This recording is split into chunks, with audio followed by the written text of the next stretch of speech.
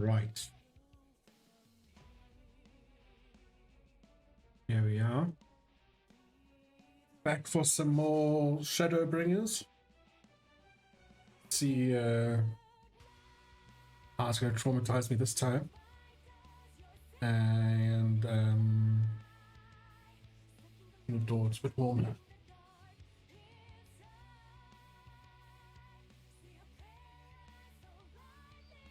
We are gonna carry on from where we left off on Friday, I think it was. We're gonna enter into New Game Plus mode somewhere. New Game Plus.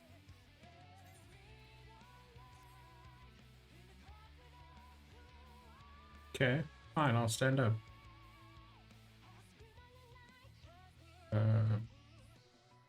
New Game Plus, where was it again? Here. I'm gonna make a little icon there for it. Don't know why, but yeah.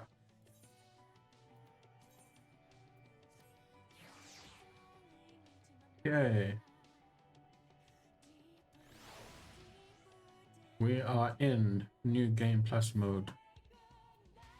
Who is our unwelcome guest? Let's go find out.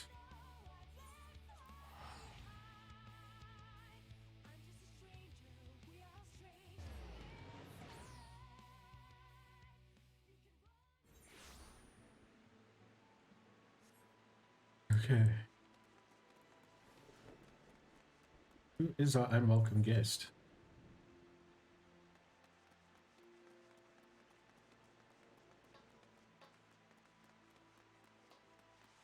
Raining.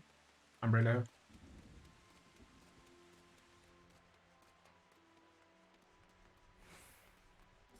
We are going to that place up there.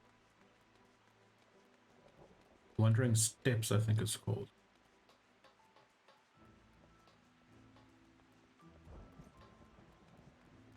We actually ended off with this guy. Yeah.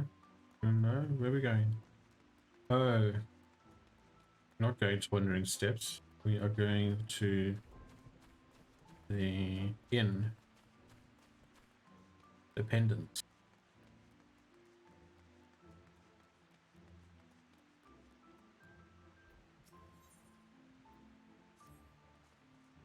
Ah, begging your pardon, miss, but do you perchance intend to head outside? If so, I would strongly advise you to not to stray too far from the Crest area. Word has it Yulmar has dispatched its military to Lakeland. Given the timing, one can only assume they do not welcome the return of night. Even now, the Exarch is in the Ocular, deliberating a response. Okay, let's go see what he has to say. We're gonna be lazy.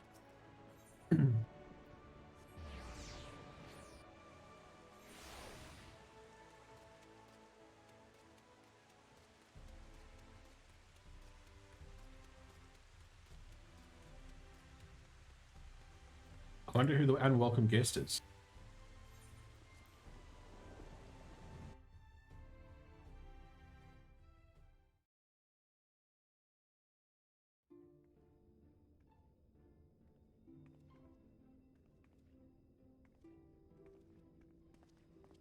You have come at a good time.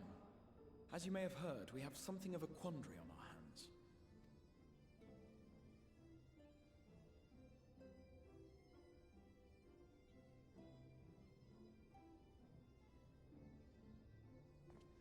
Laxon Loft, here in Lakeland.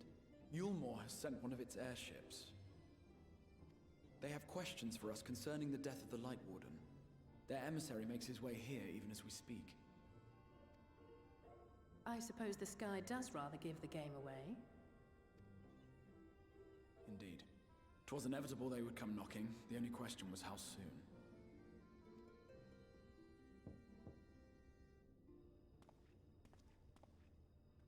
My lord, I am come with the Yulmoran emissary. May I show him in? A moment, Captain, if you would.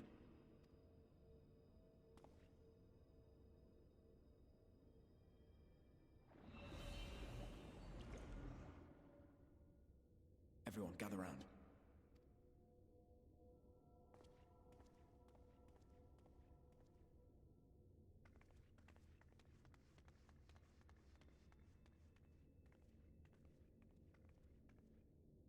I do not wish to show our hand prematurely. Forgive me this liberty. Vanish.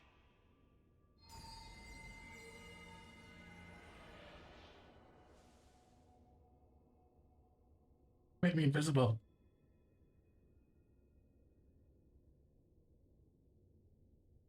Enter.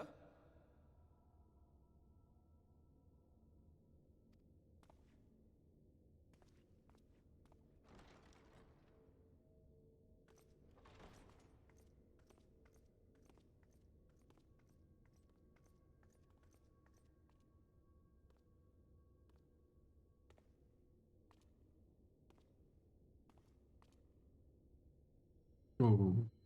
Well, well. The commander of the Yulmoran army himself. To what do I owe the honor, General Ranjit?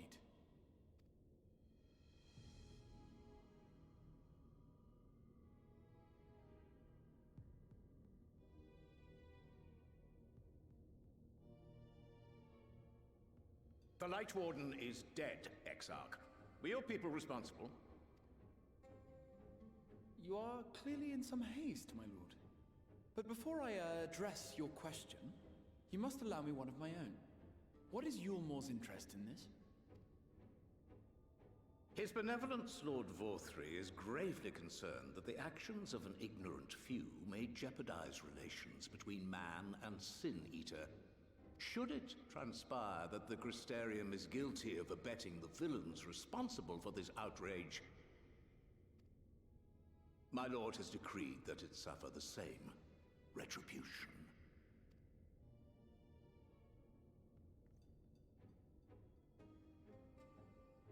I see. Since you have been so candid, I too shall speak my mind. Regardless of who is responsible, the Crystarium rejoices in the Light Warden's death and welcomes the return of the night sky. If Yulmore considers this tantamount to aiding those you term villains, then by all means, carry out your retribution.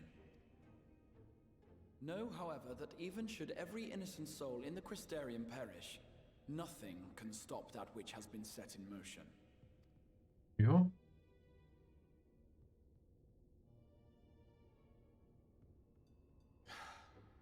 Folly. The death of one or 1,000,000 Sin Eaters changes nothing.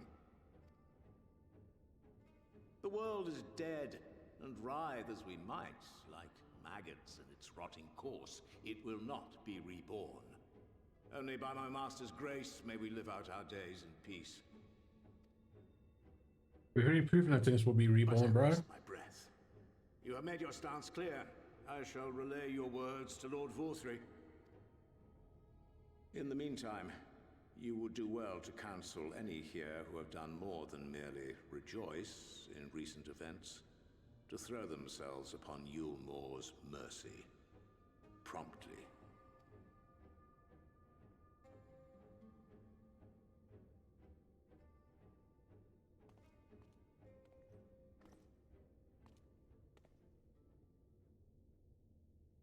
One last matter.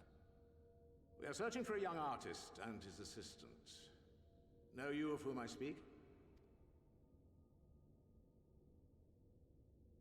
An artist and his assistant, no. I cannot say I do. What a pity.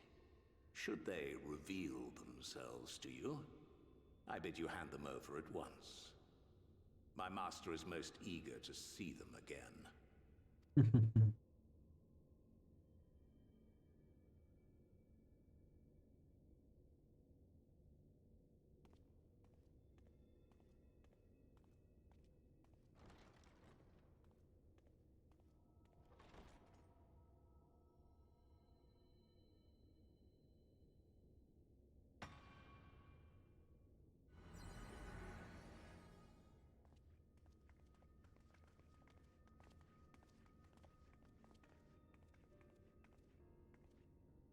Am I imagining things, or did he just stare straight at us? I fear he did. The General is not a man to be trifled with. He is a warrior of fearsome repute who has led Yulmore's army since before Vorthri's time, when the nation still spearheaded the fight against the Sin Eaters. One does not command the world's mightiest army, and for so long, without possessing exceptional instincts. If Yulmore chose to send such an individual, we must assume this talk of retribution is more than an idle threat. While we are grateful for your support, my lord, we cannot in good conscience put your people in harm's way. 'Tis noble of you to say, Master Alphino, but my people have been in harm's way since long before you arrived. Yulmore has ever yearned to rule over what remains of the world. Even should we surrender the Warrior of Darkness to them, they would find some other pretext upon which to invade. The people of the Crystarium know this only too well, which is why, when the time comes, I am certain they will fight to the last man. If truth be told, I would not have been surprised had Ranjit declared war here and now.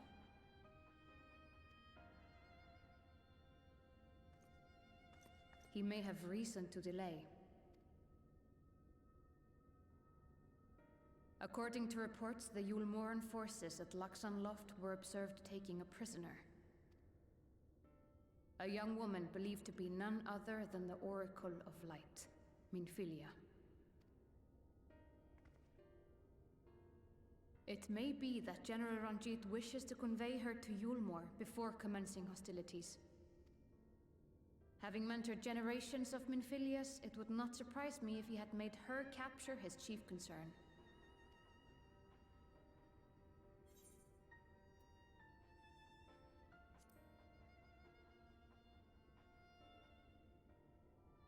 Ah, of course. How remiss of me. I had intended to speak to you of Minfilia. There is, however, much to say, and precious little time in which to say it. I think it best that you seek out Maren at the Cabinet of Curiosity. He will be able to enlighten you. Alphino, Alize, would you care to accompany your friend? You doubtless have insights of your own to offer on the matter. All right, though I'm still not sure I understand it all myself. In the meantime, I will set about making provisions for war.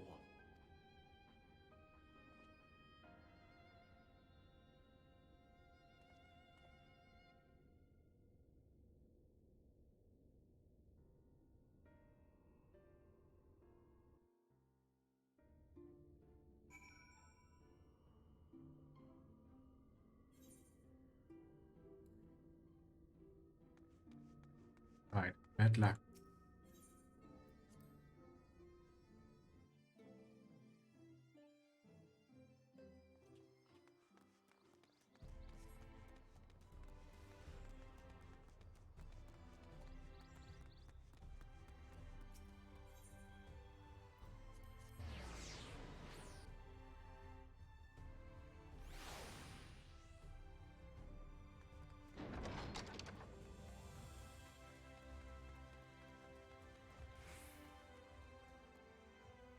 What? Can you get up there? At least you can get to the bottom ones.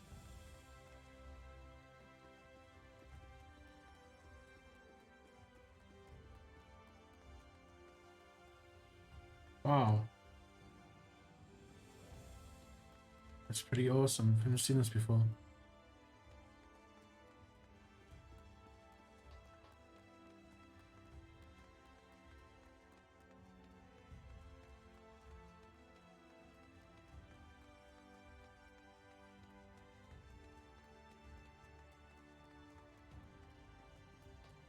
Morin. Yes? You have the books pertaining to the Warrior of Darkness. I'm afraid most are out on loan at present. They are experiencing quite a surge in popularity. Oh, you wish to learn about the Oracle of Light? Then it would be my pleasure to assist. After I have finished off a few outstanding tasks, that is. While I attend to them, perhaps you could fetch me a book. Illustrated Tale of the Oracle of Light, it's called. Though it's intended for younger readers, it provides an excellent summary of the subject matter, and the artwork is quite lovely besides. I would not hesitate to recommend it to anyone with an interest in learning about Minfilia. But you must see for yourself. The book should be located on the level below. Should. I say, for while there is a place for everything here, not everything is always in its place. Despite my best efforts, In short, if the book is not where it should be, it will almost certainly be somewhere it shouldn't. So, good luck.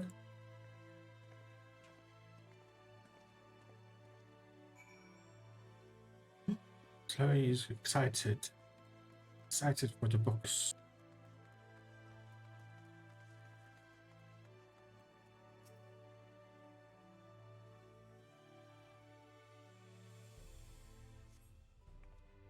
Does not appear to be there.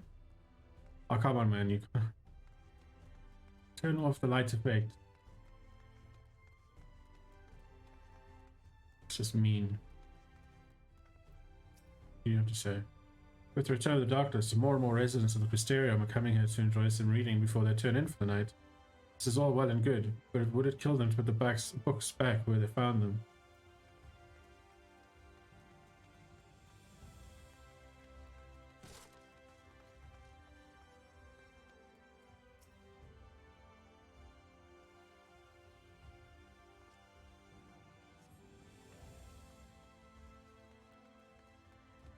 Annie.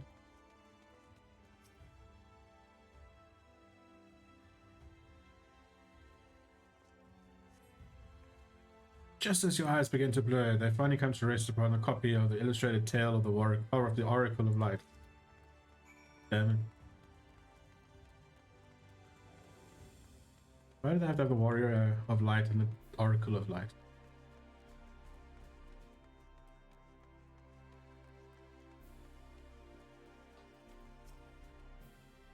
Have you found the book?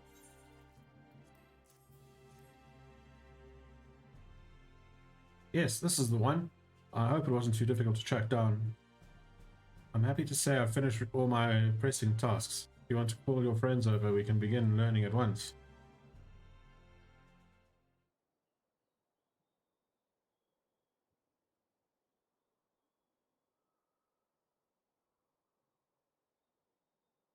Without further ado then. It began 100 years ago, when the flood of light threatened to swallow Northrend. Just as all seemed lost, a savior appeared who halted the all-consuming radiance. A maiden with hair of spun gold and eyes of clearest sapphire. Naught was known about her save that her name was Menphilia. And for delivering this realm, she came to be revered as the Oracle of Light. After stopping the flood, the mysterious maiden vanished without a trace. But 15 years later, her name would unexpectedly appear in the annals of history.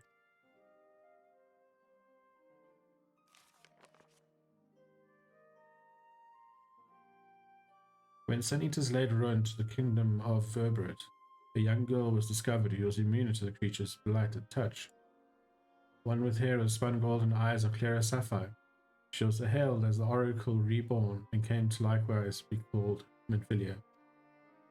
Enlisting in the Ilmarin army, this Menphilia fought and vanquished countless Sun Eaters.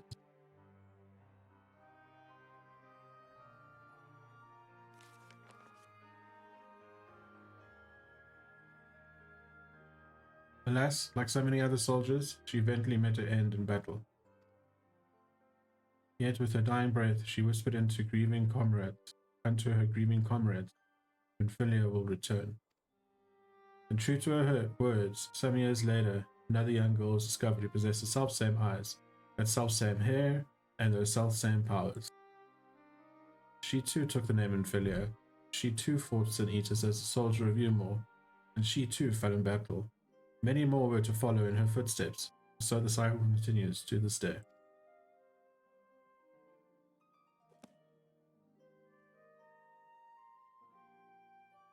And that concludes the tale. By their valor and sacrifice, these women have saved Northrend on numerous occasions. And were it not for them, we might never have learned of the Light Wardens and their nature. They sound like formidable warriors. Some, perhaps. Truth is rather less simple. Though the Oracle is reborn with certain common traits, she does not inherit the memories of the knowledge or the knowledge of the previous incarnations. All of the Menphilias thus far were discovered as ordinary girls. unversed in the ways of war and ignorant of the power they have all harbored. While some embraced their fate and devoted themselves to training, others did not, but all were made to face the Sin Eaters, and all died to keep our hopes alive. What can you tell us of the current Manphilia? She was found by the Yulmoran army some 10 years ago and taken into their care, or rather their custody. She was a prisoner in all but name, for by that time, under Lord VOD3's rule, Yulmor had already abandoned resistance in favor of decadence. Manphilia was an uncomfortable reminder of the war they no longer wished to fight, potential threat to the peace, so they kept her under lock and key. Don't worry, Jamie, we'll fuck them up. For a long while, we heard nothing more of her. Couldn't even be certain she was alive, save that it was in the Umaran's best interests for her to remain under their control. But then, 3 years ago, a gallant soul stole into the city and rescued her from their clutches, just like a hero from the tales. Indeed. I believe we know a good grasp of Manphilia's tale. Thank you for your time, Orin. Might I trouble you for a word, Jamie? Outside?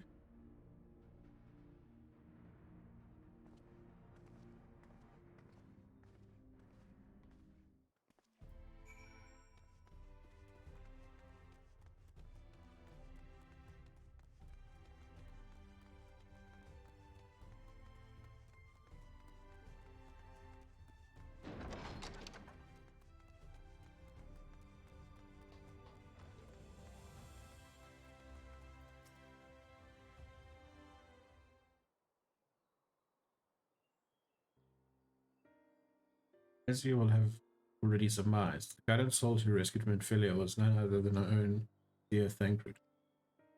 They have since been wandering the land together, never remaining in one place for long, which is why we have not yet had a chance to meet them. We know that Manphilia journeyed here as Heidelin's emissary to halt the Blood of Light. It could only be her that the people of the first witnessed 100 years ago, the original Oracle of Light. But while there is plainly some connection between the woman we knew and her namesakes, the fact that these girls do not share her memories must surely mean they are not the same person. Thancred has to understand that.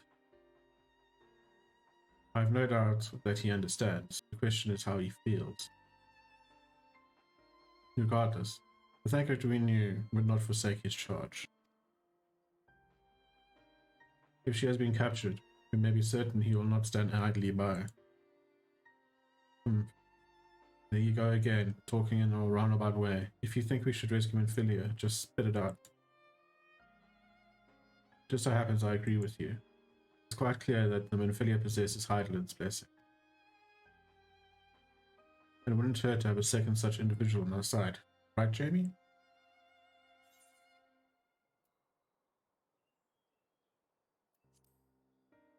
Let's do the silly answers tonight. I see you've made up your minds.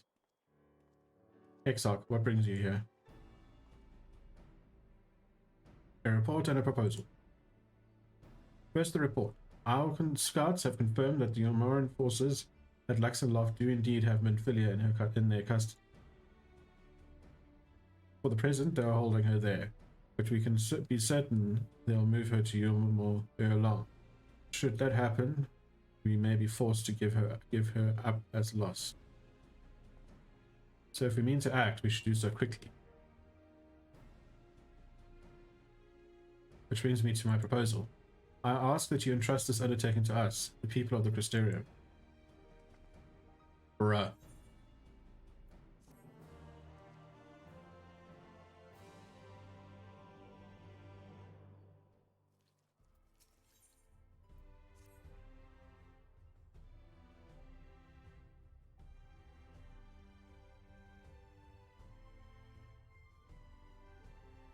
You are doubtless eager to attempt Manphilia's rescue, and with your combined strength you may well succeed.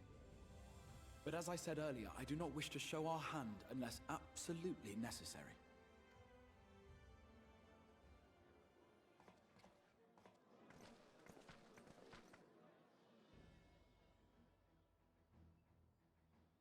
'Twas not merely the night sky that you restored to us, but hope. Hope for the future of Norvrand. Unlike you, we cannot contend with the Light Wardens, but so long as hope burns in our hearts, we will fight on regardless. This I will prove to you.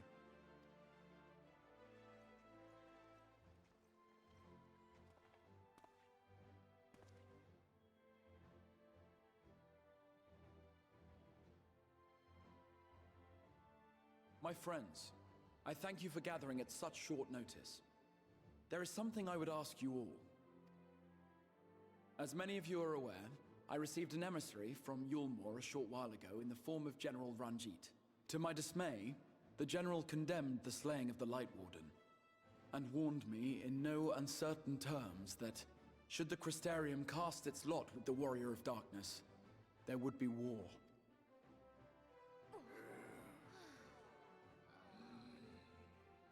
Let none be mistaken. We would be hard-pressed indeed to resist the might of Yulmore. Some would even call it suicide. And yet my heart cries out to fight. Better that than relinquish the hope that swelled in my breast when I beheld the night sky for the first time in 100 years.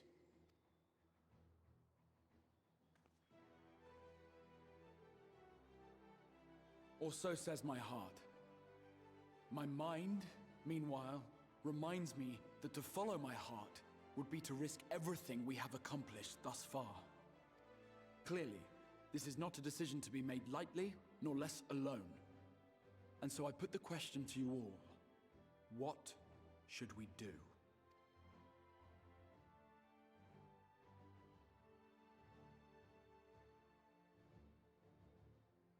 My lord, you already know our minds. It brought tears to our eyes to witness the knight's return. The whole of Norvrand deserves the same, and not just because some children's story tells us so.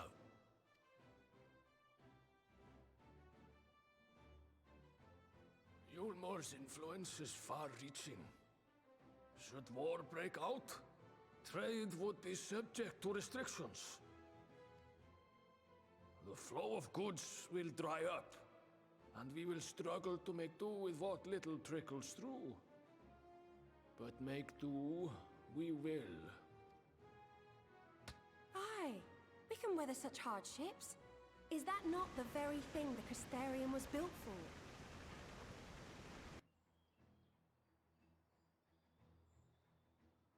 We have always taken pride in our ability to sustain ourselves. Not just to endure, but to thrive. When all falls down around you, rise up. Those were your words. There may come a day when all hope seems lost. But even should the rest of the world give in to despair, we shall not. We shall fight on, that our children and our children's children might know a better tomorrow. Rousing words apart, I never much cared for those Yulmoran bastards anyway. No better than common swindlers, most of them. Wouldn't know a fair deal if it came up and kissed them on the arse. Trust you to spoil the moment.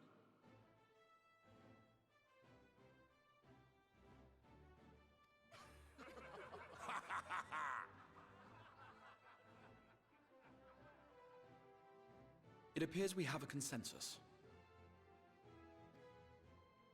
Let it be known that the Yulmoran host at Laxon Loft has taken the Oracle of Light captive. They fear the power she holds over the Sin Eaters, and doubtless intend to imprison her once more. So, I move that we rescue the Oracle, grant her a place among us, and let that be our answer to Yulmore's ultimatum.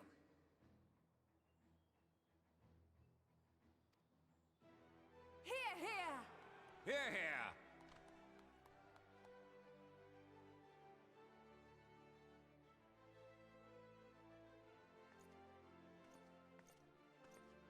In planning a strategy for the rescue, I open the floor to you all.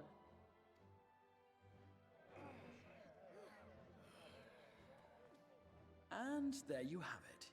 If Yulmore wishes to denounce us as villains, then we shall embrace our villainy. Will you do so as well?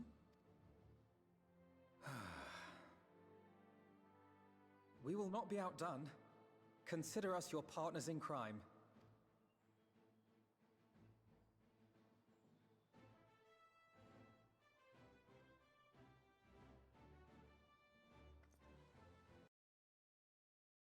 Our proposal is as follows. We begin by deploying Amaro to occupy the skies over Lakeland. They should serve to delay the airship's departure.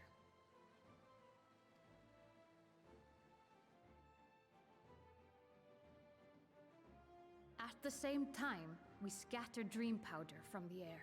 Not all will succumb to its effects, but it should thin the enemy's numbers, affording us an opening to swoop in and liberate the Oracle.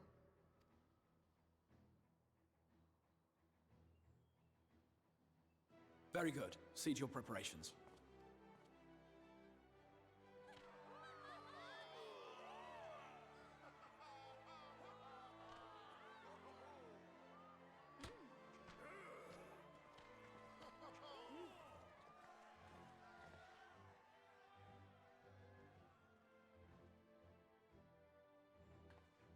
And what exciting crimes would you have us commit?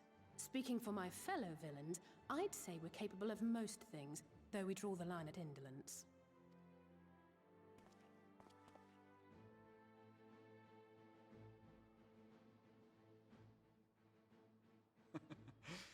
If excitement is your desire, then I bid you join the guard. Captain Lena will give you your orders.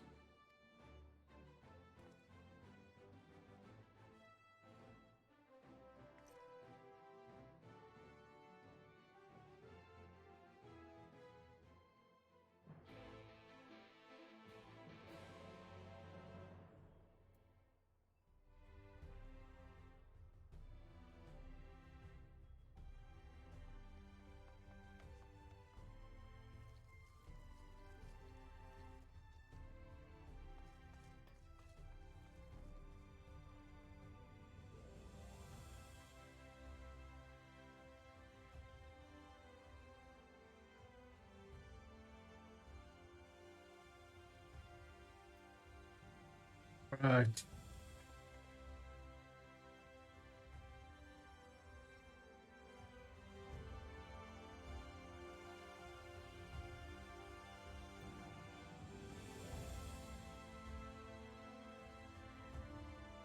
Speak with Lena. Lena's right here.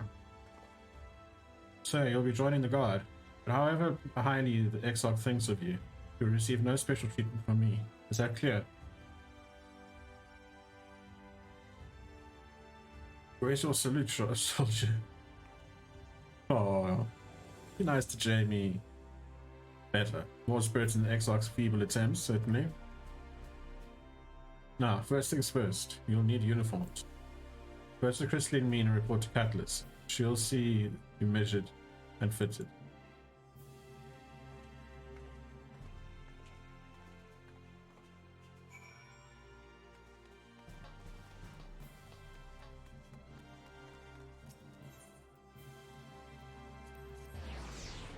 It's no ways I'm walking there, it's like 4 flights of stairs.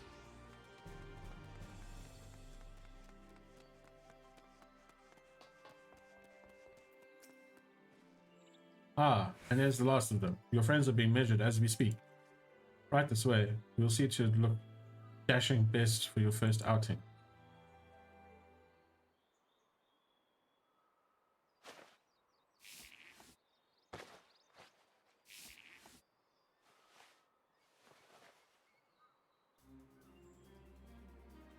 How come they aren't dressed in uniforms? Neither am I, actually. Done, are you? Let's have a look at those numbers.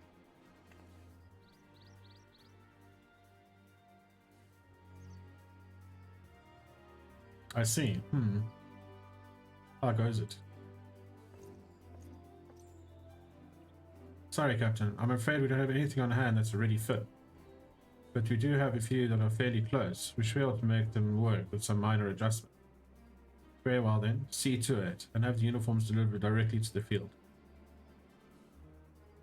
She did my move! I shall take this opportunity to brief you on the mission.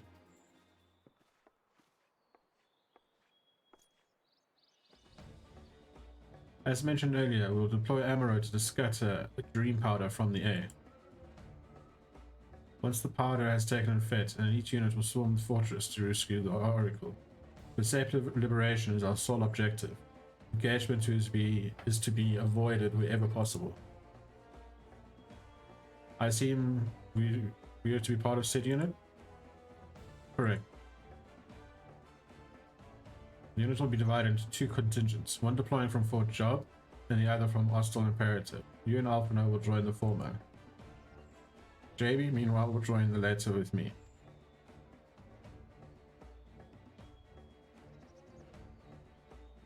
Before you proceed to your positions, you are to report to Chesimel at Badgerix.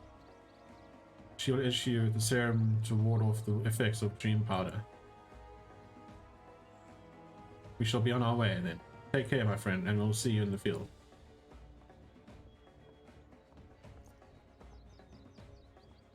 It's quite far to the Imperative, so you may make use of Amaro from the Rookery. After you collected the serum, of course.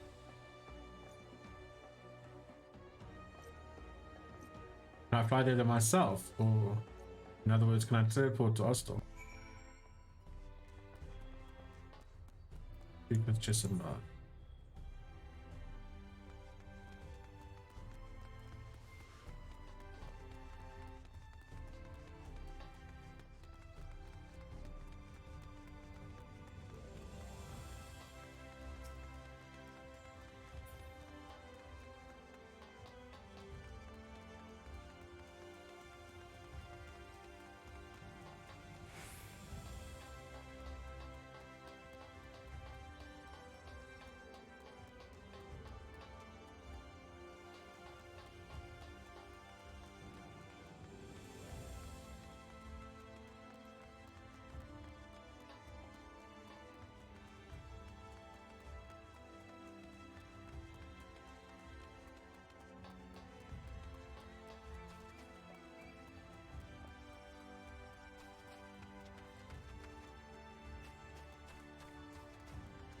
I am lost.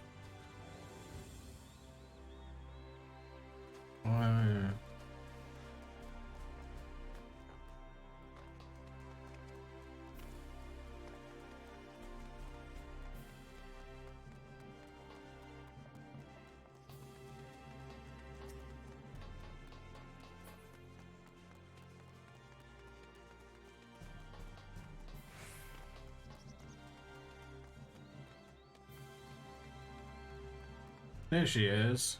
I thought I was going to the Amaro place. Yes, sweetie. Is there something you need? Oh, one of the guard come for your dram, are you? There you go. A dose of this will keep you firmly in the waking world, while your enemies are off in dreamland. Now, it's your first time. I should warn you. It's bitter as sin. Prince's kiss, they call it. But if you ask me, it should be Crony's kiss. Crone's kiss. Hee hee. Jests aside, the stuff is really foul. Most people gag like there's no tomorrow. But if you don't drain every last drop, you're liable to end up taking a trip to Dreamland yourself. I must ask you to drink it here and now while I watch. Come on, give the old crone a kiss. Hee hee. Okay.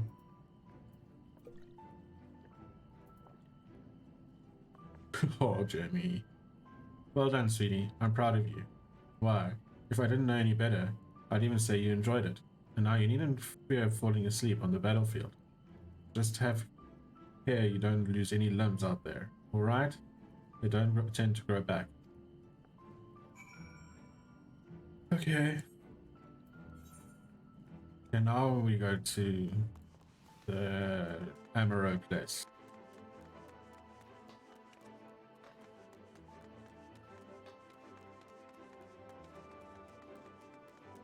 I actually need the bathroom. Probably be a good idea to do that before we go into battle. I'm going to be right back. In 1 minute.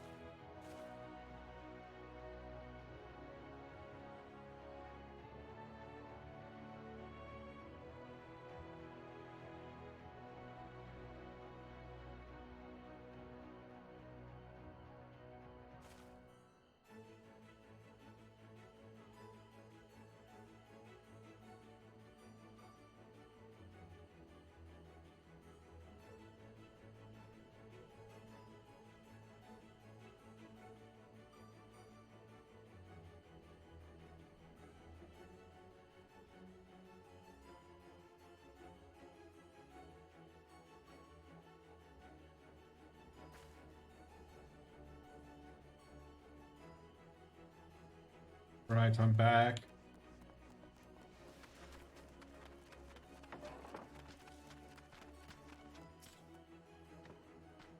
Yes? What do you require of me? An ammo to take you to the Imperative, eh?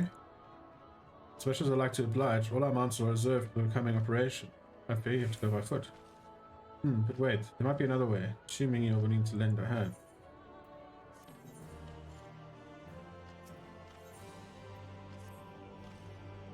I was about to deliver an ammo to Radiska's round, one of the locations whence beasts will fly for operation. The tower lies along the route to the Imperative. If near enough is good for you, it's good enough for you, you may make delivery in my stead. Very good. I shall ready the ammo for your departure at once.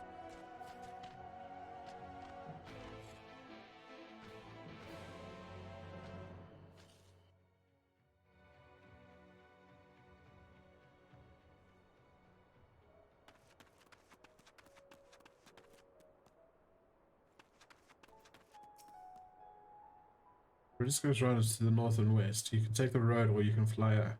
It's up to you. Upon arriving, make yourself known to the sentry and she'll give you further instructions. You should become separated from the ammo. Worry not. The beasts are trained to return to the rookery. That is all. Go well.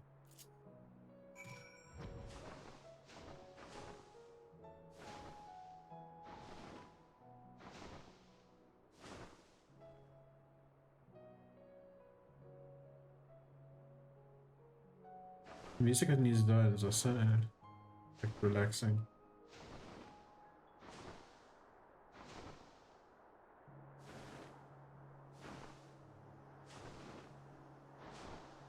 I think that's where we're going. Round.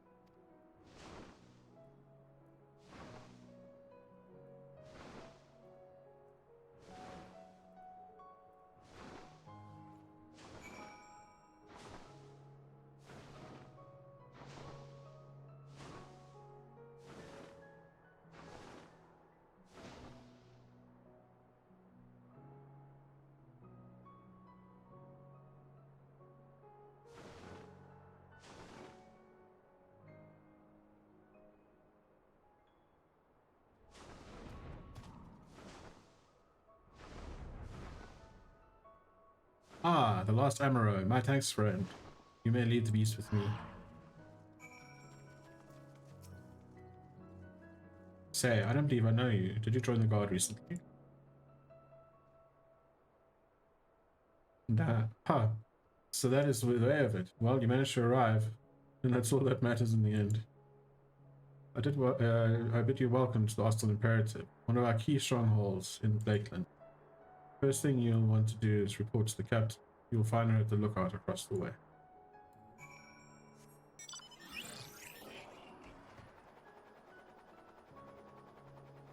Oh sweet, you just leveled up.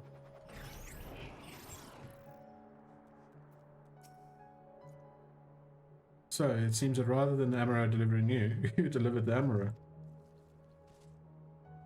I'll not thank you. I expect all my soldiers to make themselves useful. Speaking of which, I have a task for you.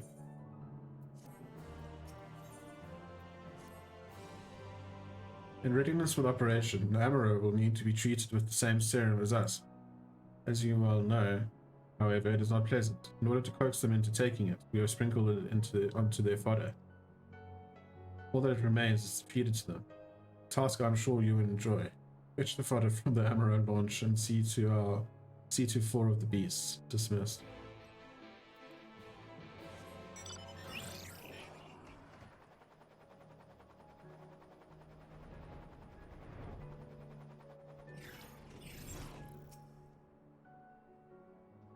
Tammy, you look weird.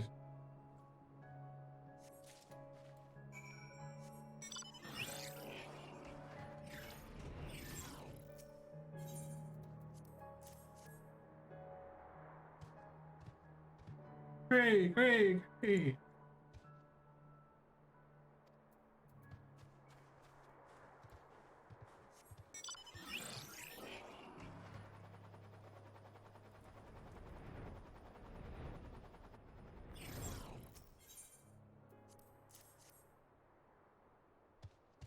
Shame is spiking their food. Well, for their own good.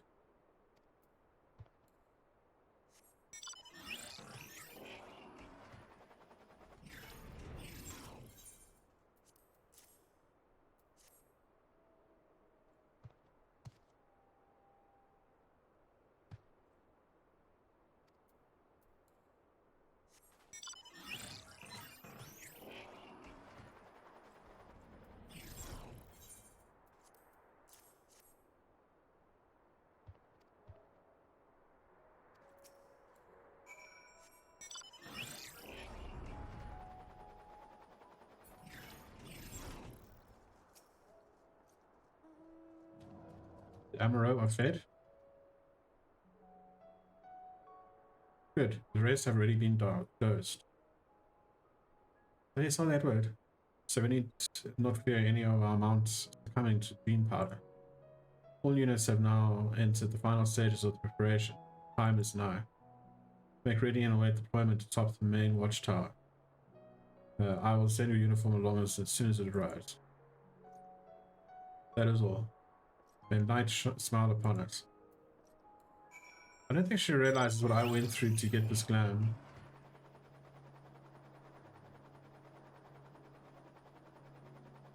Fuck this glam, and now you want me to wear a uniform.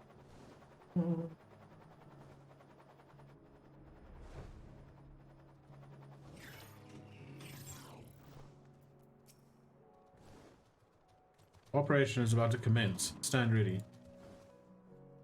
During operation, some of your gear will be glamored. Your attributes and abilities will be unaffected. Please don't sink me. Oh god. Level 72. Okay, we're gonna try it on normal first, and then we'll get lazy and put on to easy.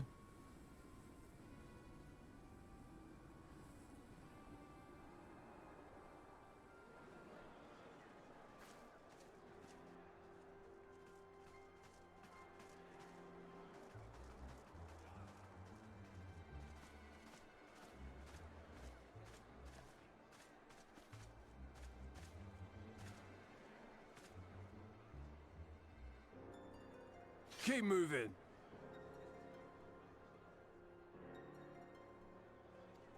Hurry.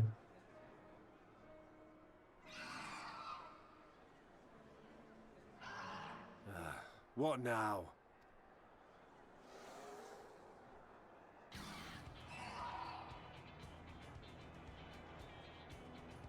The Crystarium at a guess. Desperate fools. It'll take more than a handful of overgrown lizards to ground us.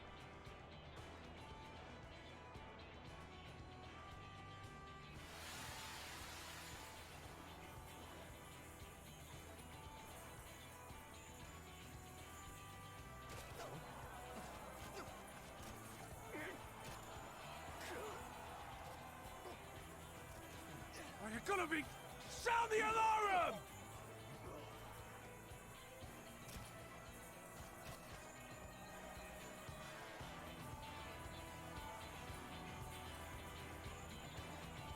Ah, it's just better than you. Black Rose, I suppose, it kills you and destroys you. This stuff puts you to sleep.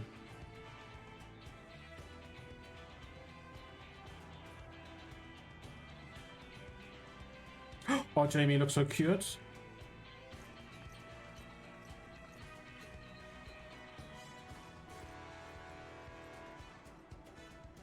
Captain, the powder has taken effect. It is time. Let us free the Oracle from their clutches.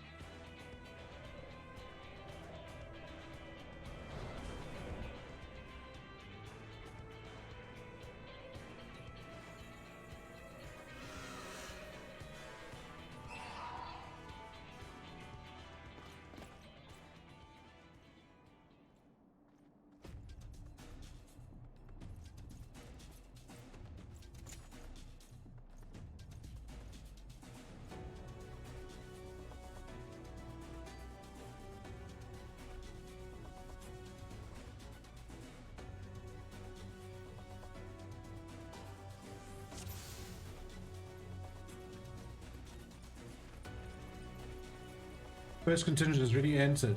Let's follow. For the Crystarium!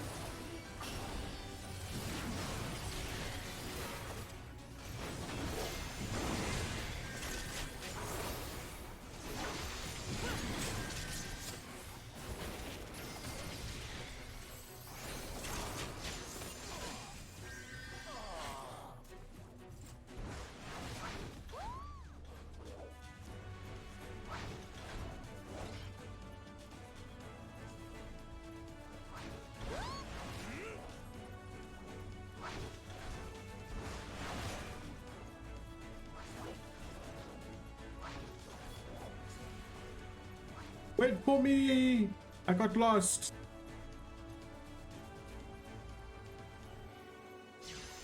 Oh no, Alphina's like healer.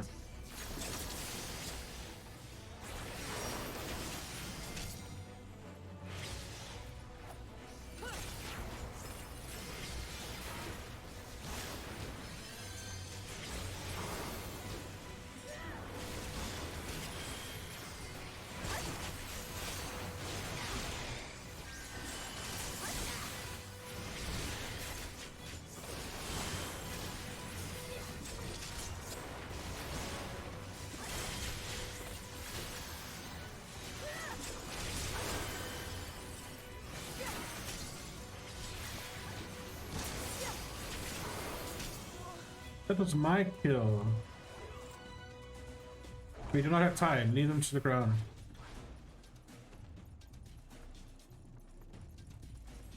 See, Ranjita's my warrior on this one. But women for women, we are no less mighty.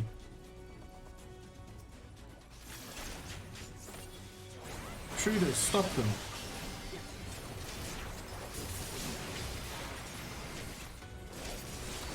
Leave this to me!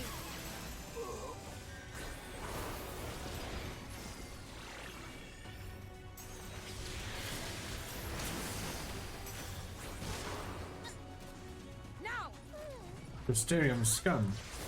How rude.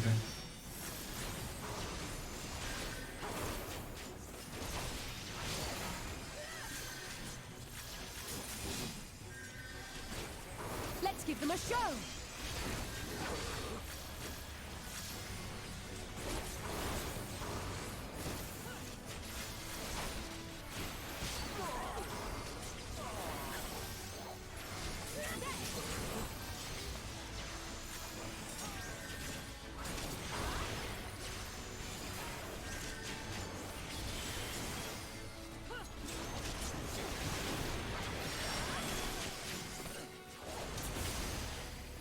You're not alone.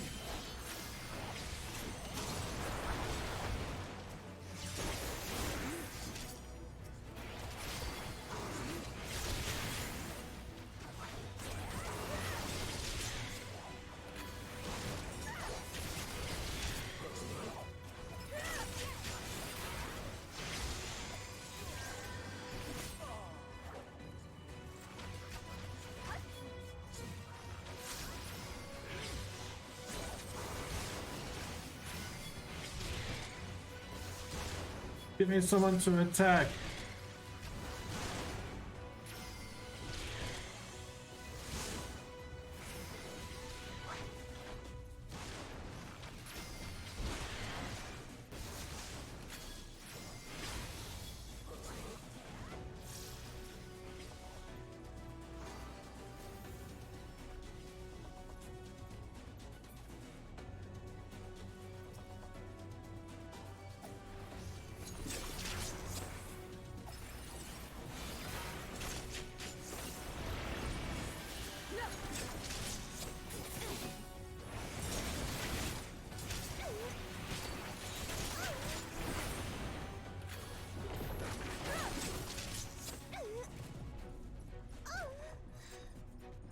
Such a sad sound that they make.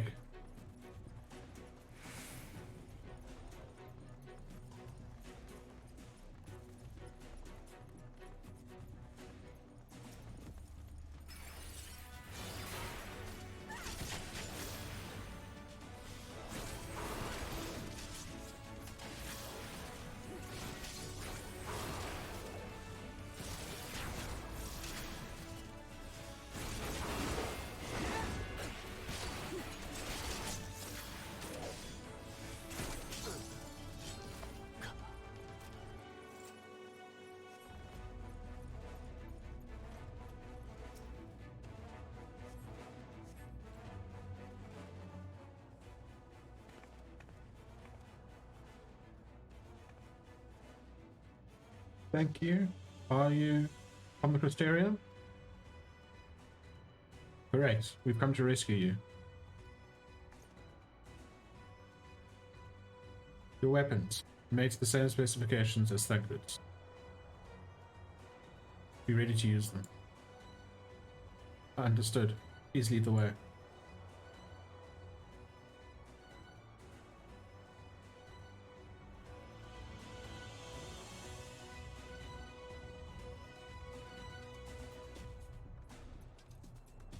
Let's rejoin the others and quit this place. Sounds like a brilliant idea. All this trouble because of me. I'm so sorry. Save your apologies until after we've escaped.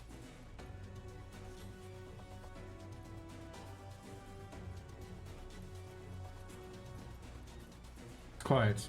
Too quiet. Is that Ranjit? This will not end well.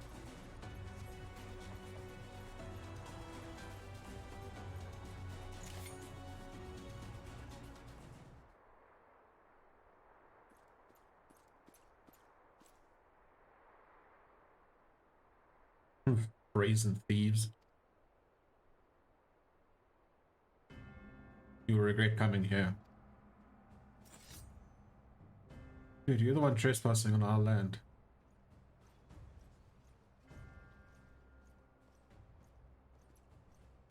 I can't remember, are we supposed to win this or...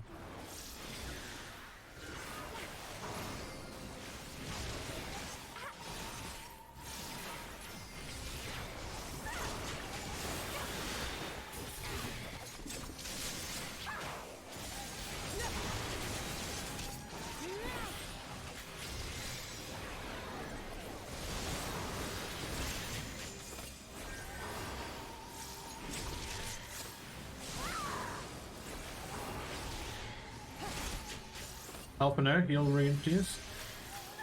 Menfilia.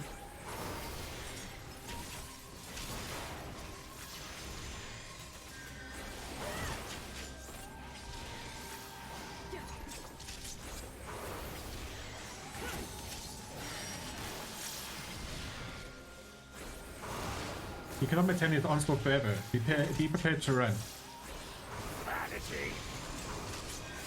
We will do no such thing. Be gone!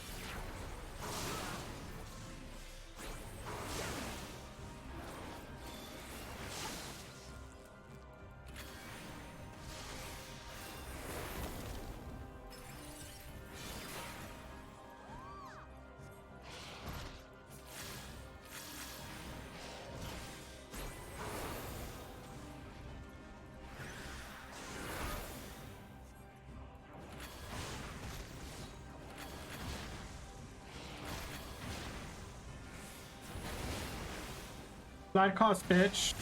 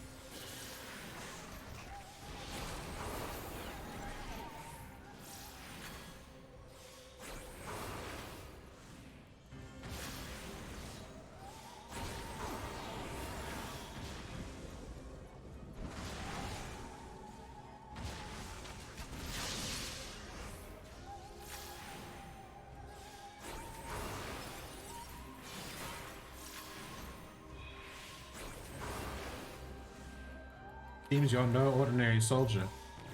I ain't ordinary, motherfucker.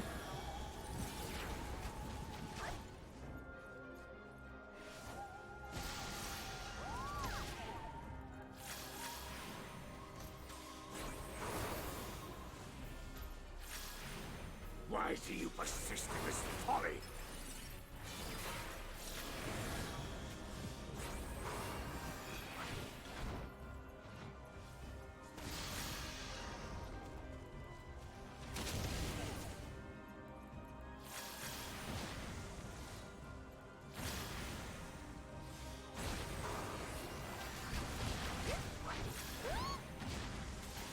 can't remember if you die, well not die, get KO'd, or what the story is.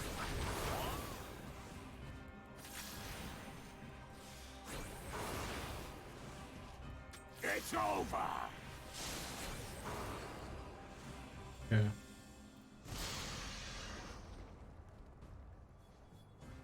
Know your folly.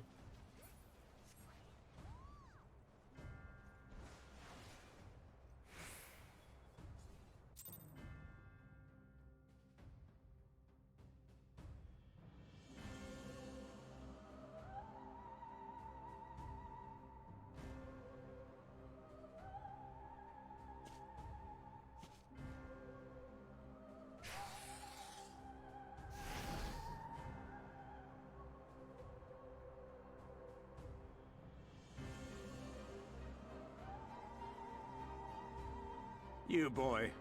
You bear a striking resemblance to the artist my master seeks. By all means, keep your counsel. You will all have ample time to confess your crimes back in Yulmore.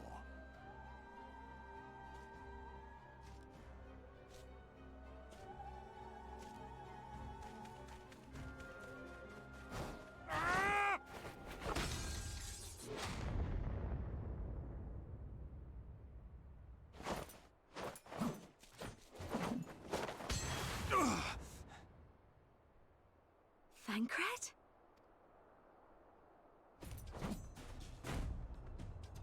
So, you are the wretch who stole her from us. And what if I am?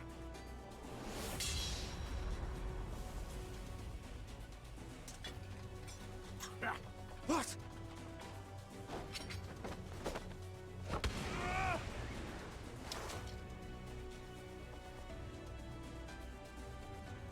Pathetic.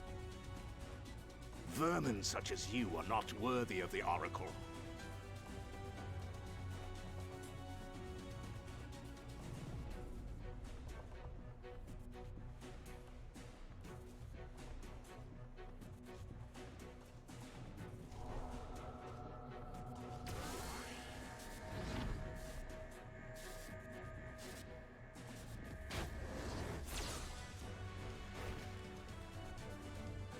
I didn't know that you could do that.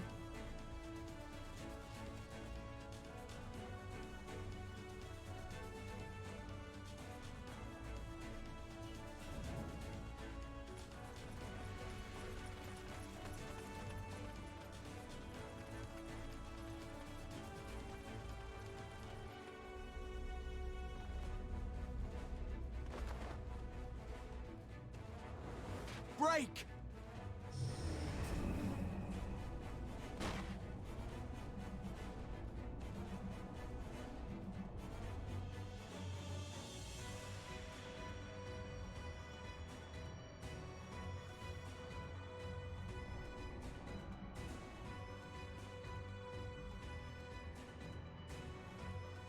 Fool! You would see your city razed? I would. I would sooner see it razed than conquered. Suffice it to say, we are ready to receive you. What now, Exarch? Will you face me yourself?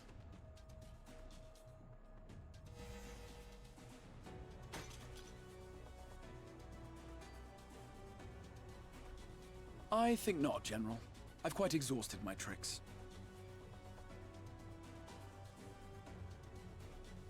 If you mean to give chase, I will not stand in your way. But you would do well to tread warily, for your quarry goes to a place where even Yulmore dare not bear its steel. Ilmeg, the Fairy Kingdom. Fairy Kingdom!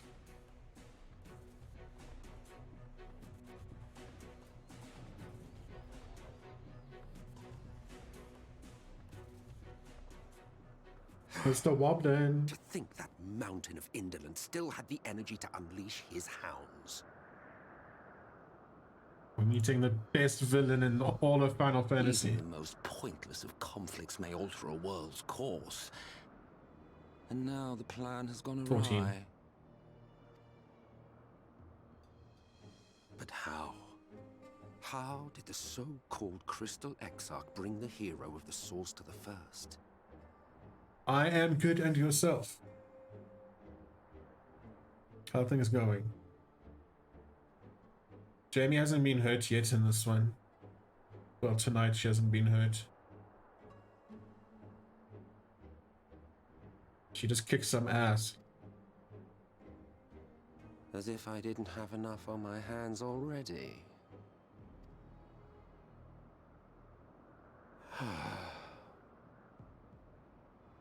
Then again, with a soul such as that, mayhap there is another way. Good. One which does not require bloodshed. Cool, cool. This is Shadowbringers. In case you hadn't realized.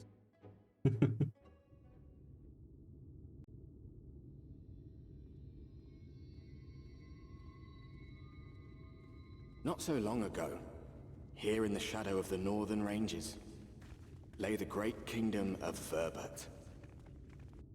A nation with a proud history that the Sin Eaters cut short, just like all the rest. Since that time, these lands have become a haven for Fey folk. Dreamers frolicking amidst the ruins of a forgotten realm.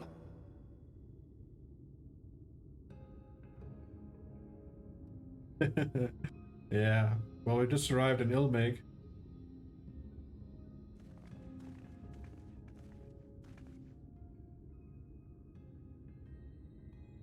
We should be safe enough here.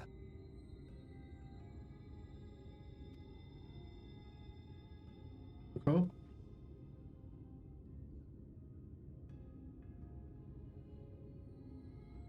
It's good to see you again, my friends. I don't know about you, but it feels like years since last we met. 5 of them in my case. Why, it only feels like 1 to me, but long enough to warrant a more convivial reunion either way.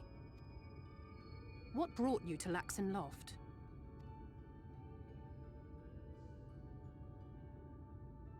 The girl, Minfilia, she and I were traveling together, hunting Sin Eaters. But as we were nearing Lakeland, she abruptly ran off on her own. I found her too late to stop the Ulmorans from taking her prisoner. And as I was considering rescue options, I observed that the Crystarium was on the move. So I consulted the Exarch, who apprised me of the details of the operation and issued me certain instructions. Should the situation take a turn for the worse, I was to see you all safely to Ilmeg. And here we are. Orianger has called this place home for a while now. Yet we have never called upon him, I am ashamed to say. 'Twas only at the Crystarium that we met. Hardly surprising. This is not the sort of place one visits on a whim.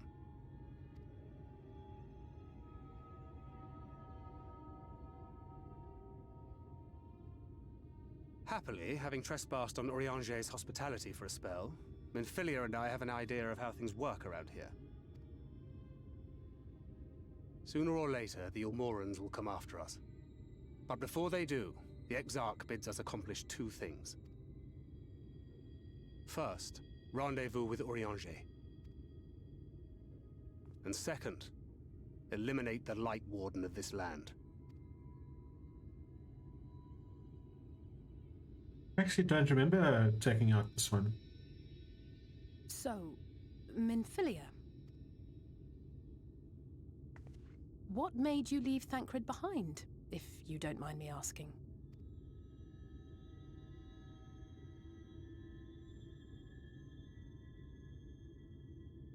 You. The hero from another world. I was asleep when I felt it. A presence. Someone I was meant to meet. They were close and... and I knew I had to go to them. But with all the commotion in Lakeland, I was afraid that Thancred wouldn't let me. And would I have been wrong? Had I arrived a moment later, you would be back in your cell in Yulmore. And now we have Ranjit snapping at our heels. You really have outdone yourself this time. I'm sorry. Thank you for saving me.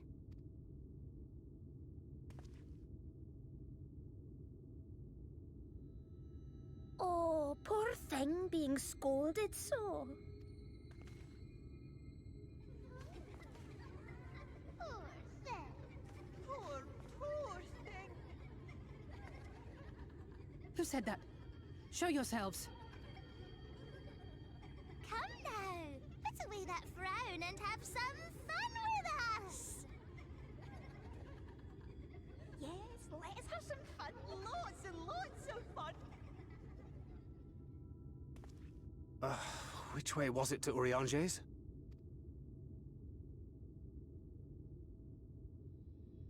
We've been there so many times, but I can't. Why can't I remember?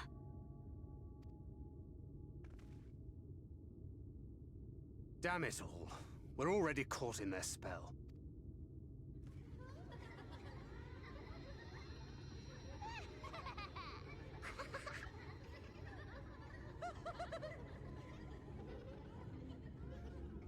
I want to call upon my fairy to come and let me get us out of this. Oh, here's that guy. He's caught up. Elmeg is the fairy kingdom, and as one might expect, it is home to the fae folk. The most prominent among them are the pixies, who have been shunned for making mischief. They use powerful illusions to play tricks on all who venture into their domain. By way of an example, they can make a familiar path seem wholly unfamiliar, or lead you to believe you're somewhere you're not. And we are now, I'm sorry to say, entirely at their mercy.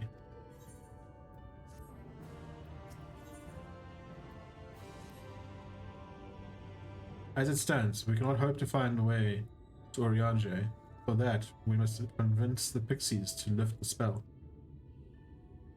From what I can make of the voices, the creatures want to play with us. If that is the case, they should permit us to find their village, Lydia Laran.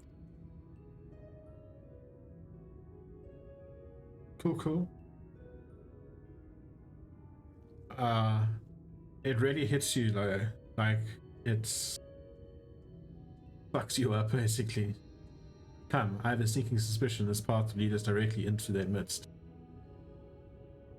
Oh, and I should mention that Minfilia has been informed of our situation, of the different worlds and our mission. We may consider her an ally. The Crystal Exarch.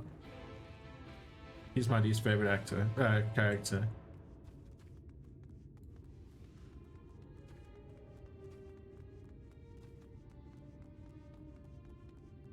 Fuck this. You know what the bonus about doing this in New Game Plus is you got Flight. Flight makes this so much easier. No, he hurt my friend, and he caused so much hurt. Oh, okay.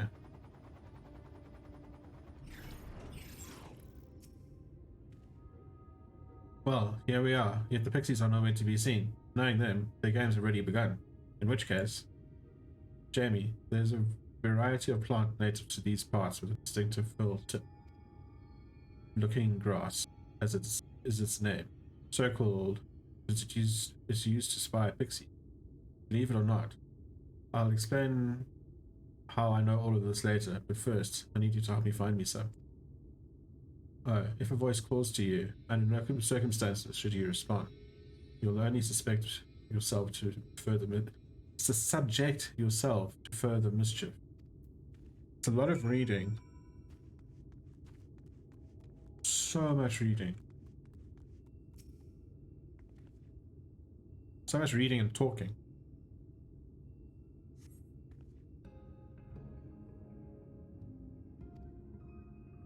Greetings, mortal. What is your name? Fuck off. Oh, you don't have a name? How very sad. I could have had so much fun with it. Hee hee hee.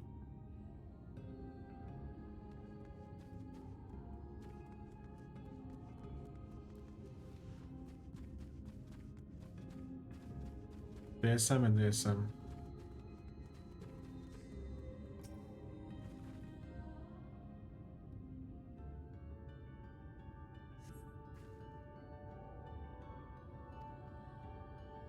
What is it that you seek, child? Perhaps I can help you find it. Such a rude child, and too clever by half. I shall seek my fun elsewhere.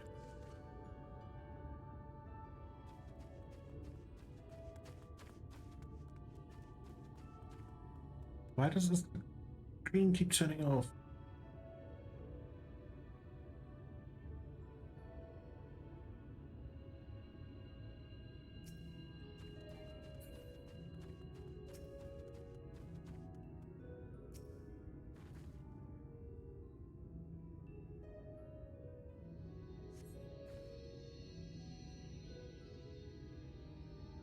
We found the looking grass.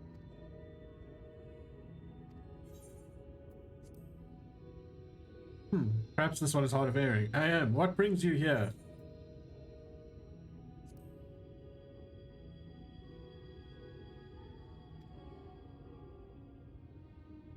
Come, let's chitter-chatter, jibber-jabber, bibble-babble, today and tomorrow and forevermore.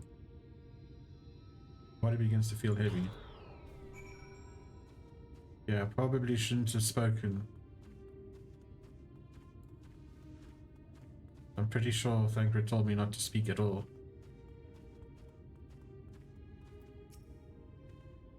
I take it you were met with some trouble. Apologies for subjecting you to that. I can assume from your presence that you managed to find some looking grass.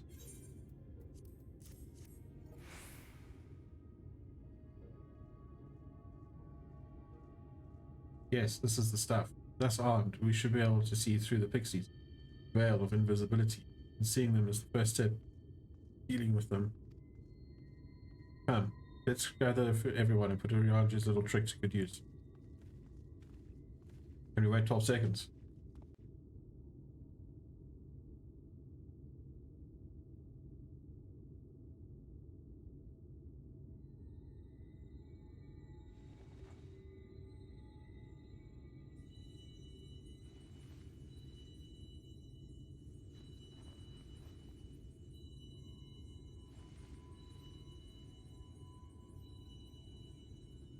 Farasitha, Krakleath.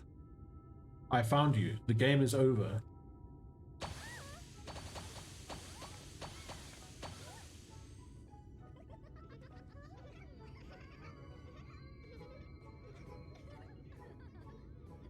No! We are found!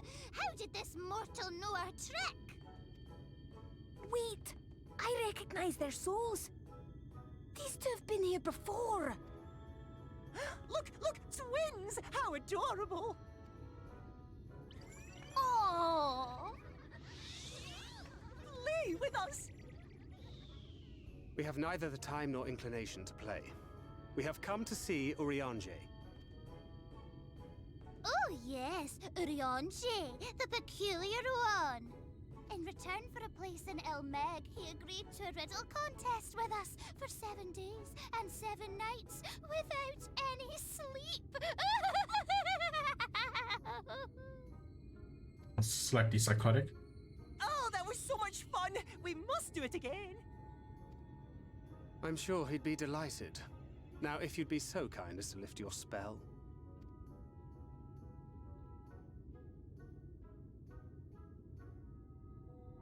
Shall we? Should we? Would we? What now?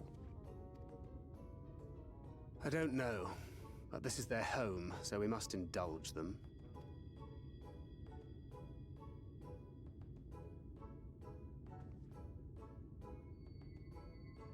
Right, we've made up our minds. We will lift our spell on one condition, that you first lend us a helping hand. Or 2, or 3. Once you've helped solve all of our troubles, we'll let you see Uriange. Pixie's honor.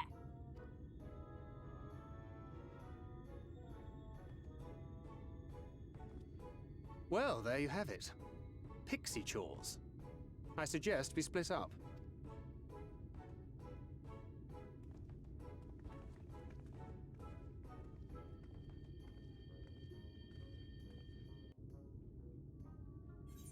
Urianger is a far better healer than Alphino when you're playing in Trust. It actually feels like he's doing something.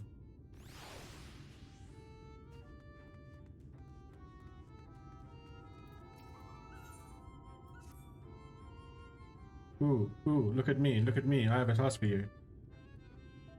Lydia Loran is our beloved village, and we want it to always look lovely, and it can't look lovely without flowers blooming, and no flowers bloom lovelier than ever blooms.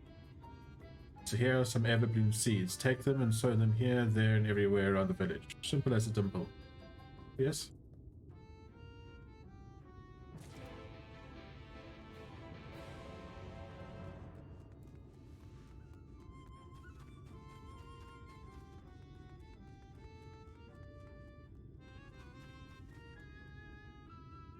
Is that a player?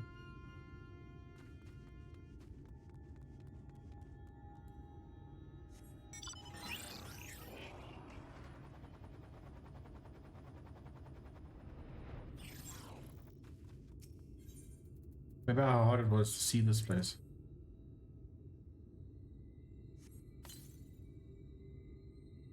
Well, a lot of Shadowbringers is hard to see, actually. There used to be a city of mortals here, a great big bustling place called Verbrit, or Burvert, or some such. But the Sin Eaters came and everyone disappeared. Since then, we Pixies have been living here. We've been given the old houses of our touch. Lovely, don't you think? Yes, it is rather nice.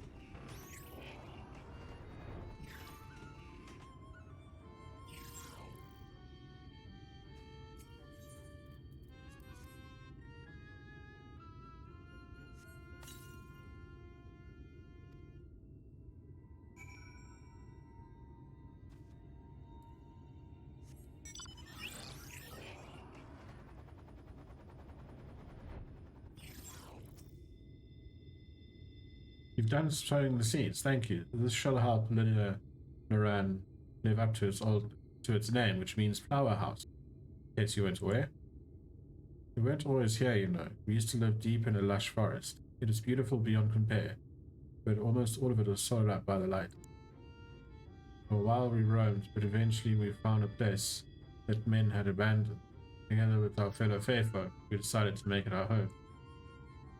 The land of everlasting spring. It's our home, and it could be yours too, forever and ever and ever.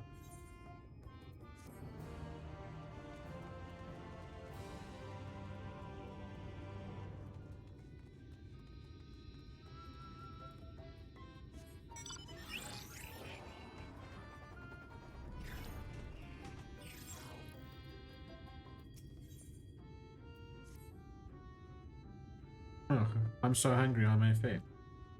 Fruit, little fruit will set me straight, or set me alright. Will you go and fetch some for me? Just beside the village, you'll find a hillock. 2 great bell trees grow there. If you give them a shake, they should render up the sweet, succulent burden.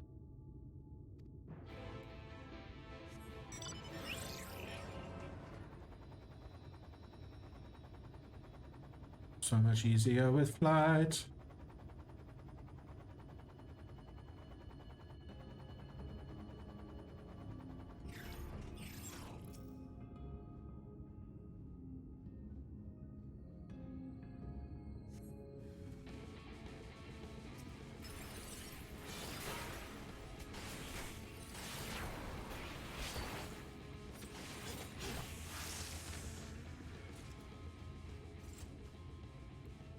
Okay, so that's probably gonna happen on the next one as well.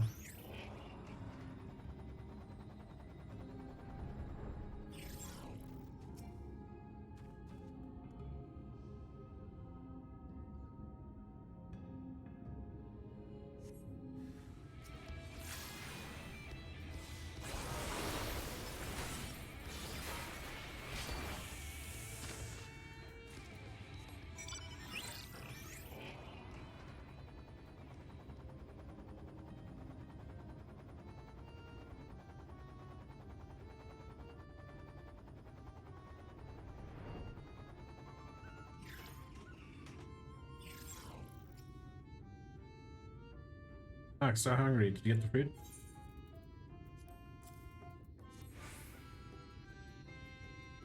Oh, thank you ever so much. You saved me. Hee hee hee.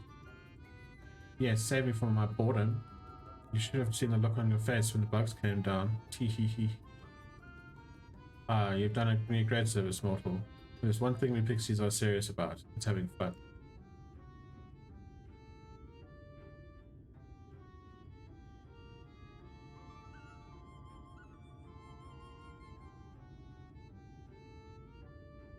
Dull and painful things. Hate, hate, hate them. Sin eaters are dull and painful both, so we hate them especially. We mortals try to fight those monstrosities, but there's no fun in that. Best to avoid them altogether, we say.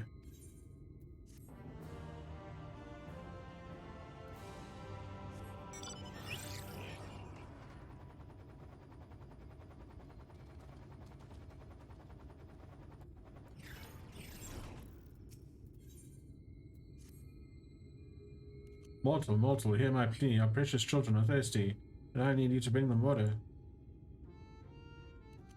Who are our children, you ask? Why, they're the leafmen you see standing about our village.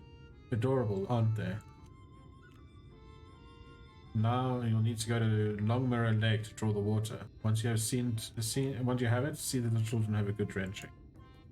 Oh, but be warned, the fourth make their home in the lake. They tend to play rough, so have care.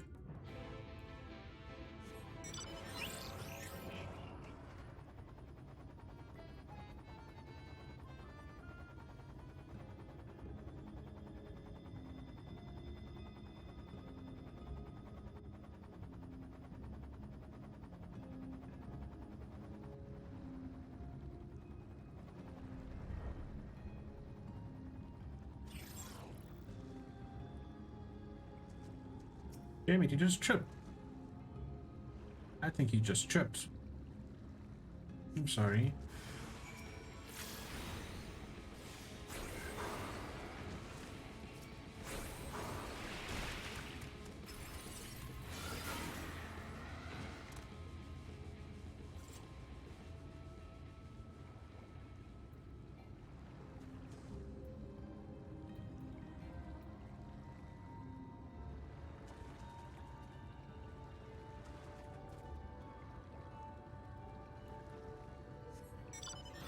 Oh, I actually have the water. Yes, I do.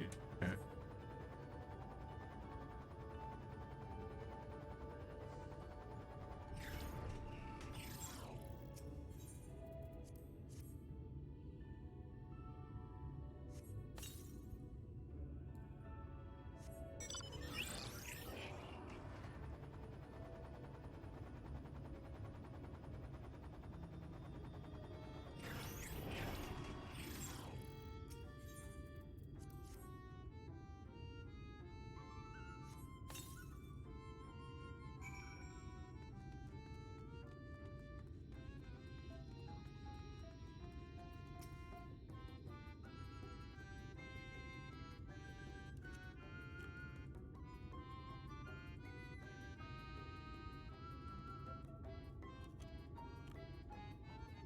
Oh, fuck. You and yours would have been our children too, but the enchantment didn't catch as well as we had hoped. It's never too late, of course. I need the bathroom again. I'm gonna take a quick break while I get to the bathroom.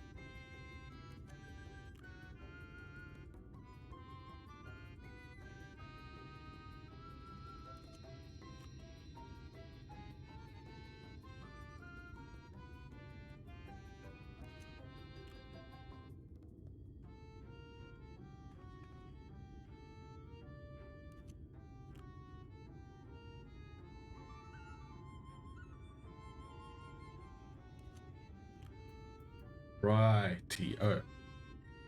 Let us carry on.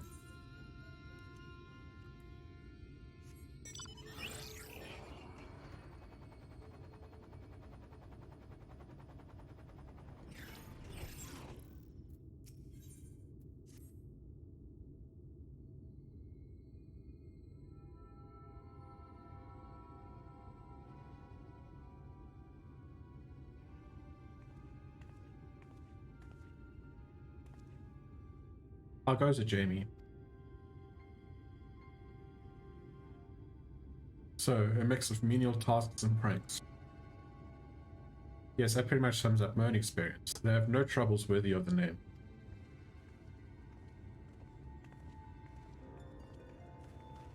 So, how long are we supposed to keep at this? They're clearly playing with us. Indeed, whenever I inquire how much more there is to be done, the answer is the same. A little. I doubt they have any intention of releasing us in the near future. Riandra once told me a story about the pixie. They're born from the souls of those who died as children, so believed.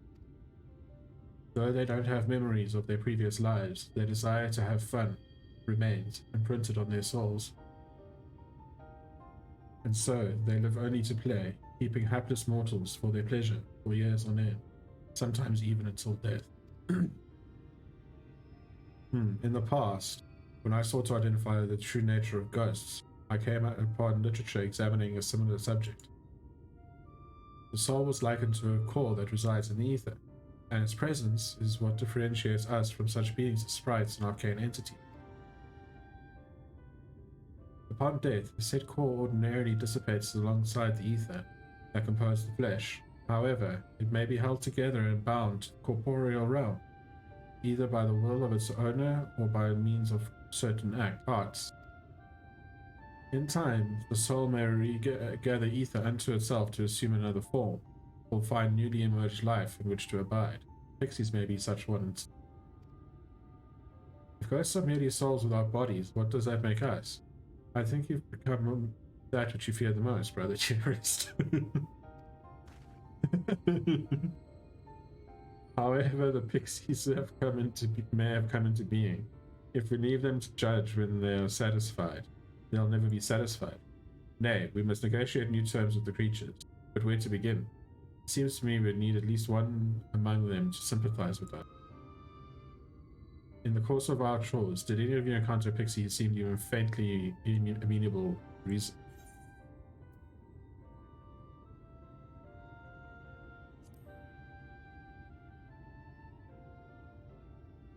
What? You know Pixie from before? Not only are you acquainted, but you've entered into a pact. You might have mentioned this sooner. At any rate, I dare to hope this will offer us a way out. Without further delay, summon this fail, if you please.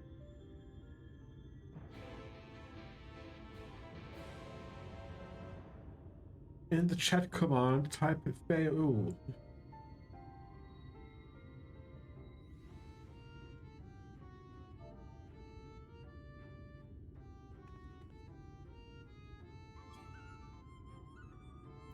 Too far away?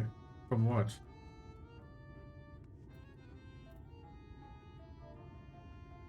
Oh, the designated location.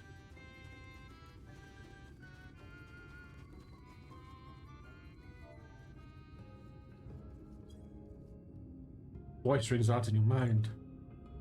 So, my sapling has finally remembered about her lovely branch. But with such a half-hearted call, she may as well lop me off and cast me aside. I have no sapling.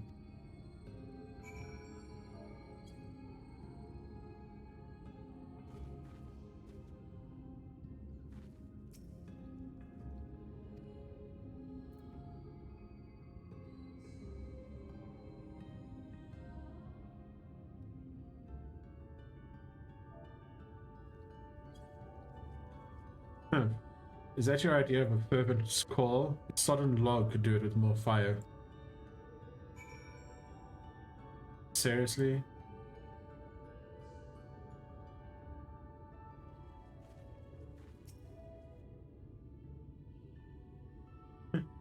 Oh, loveliest of branches, please grant me your succor.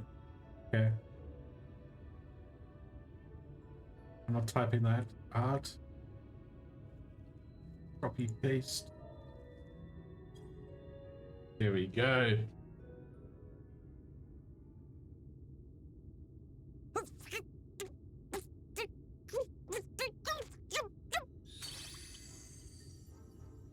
You're late! Late! I've been waiting for you to summon me ever since you came here. Waiting and waiting and waiting. But my sapling didn't so much as utter my name. Such a heartless thing she is. Cold and cruel and heartless! Baby, you look good. Another self-important little brat. Just what we need. Reminds me of my childhood.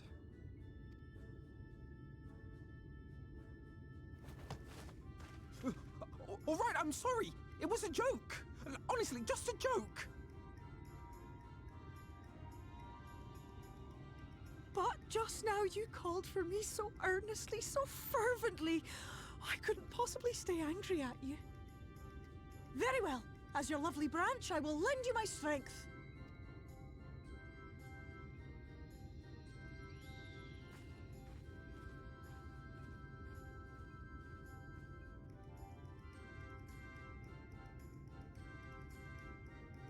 Well.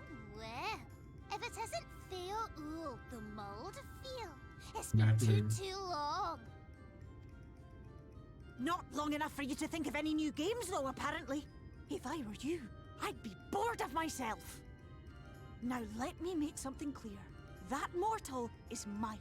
No matter what you do, she will never be yours. Never, never, ever! Oh, not even a bit. But what about the others? Surely we can keep them. No, you can't keep them either. They're for my amusement and mine alone. And if you lay so much as a finger on my sapling, I'll scatter the contents of her bag all over your precious village.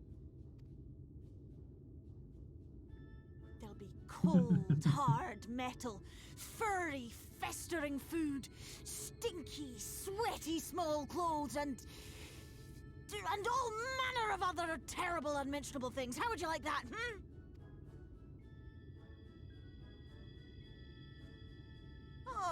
All right. But will you not at least let us play with the twins? Just while the others go and see Urianger? Aye, that's all we ask. And we promise we'll play nicely. It seems we won't be joining you. Didn't even put up a fight. We'll reveal the hidden Fernic to you at once.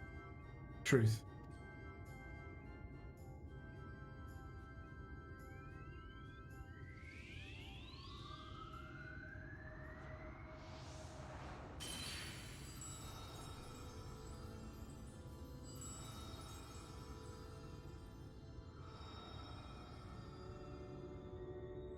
So pretty. It's one of my favorite places. I love coming here for So trial this quests. is the true Ilmeg.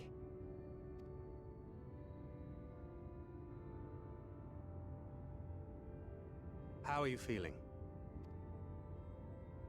Better. I think I remember the way now. Apologies for the delay. Shall we go and see Urianger? Your lovely branch is useful, yes? So whenever you're in trouble, you must remember to make use of me! Oh.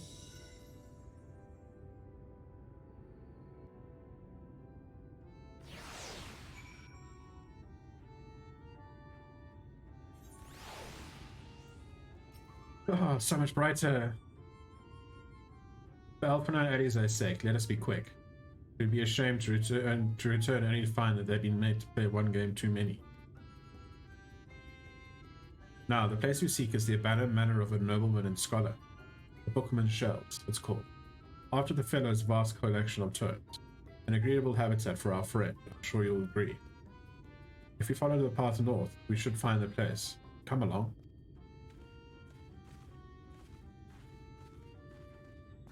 What does Elise have to say? Send Urianger my regards, and tell him to live somewhere less annoying next time. Worry not, we shall be fine. Go on and find Urianger.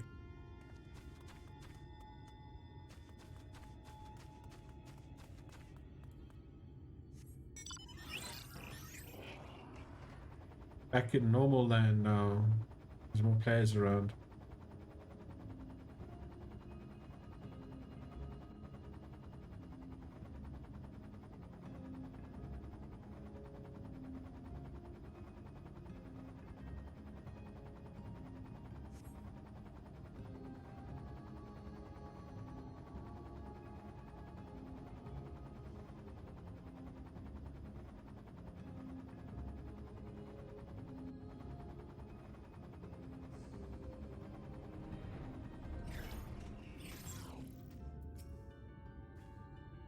And here we are at long last. I give you Urianger's humble abode. Come, let's see if he's home.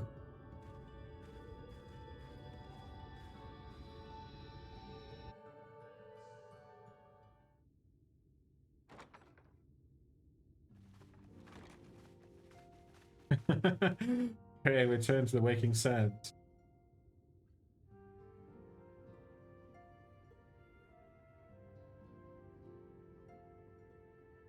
Urianger, are you in? Unto a world weary of heroes, a hero wends her way. The Exarch did send word that thou wouldst seek me out, but ne'er did I imagine thou wouldst arrive so soon.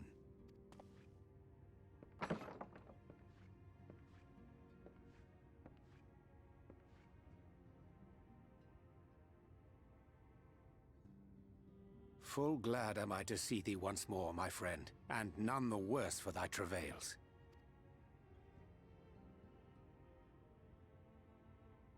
Run along, Minfilia. We'll meet you outside. But... Another one for you to imbue, if you'd be so kind. Is it?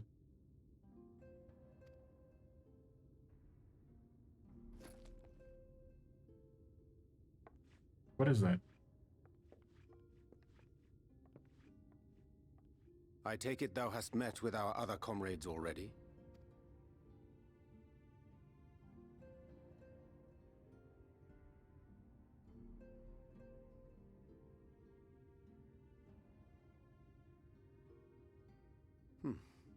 That Master Alphino and Mistress Alize now travel in thy company is of great comfort to me. As for the rest, it beginneth in earnest.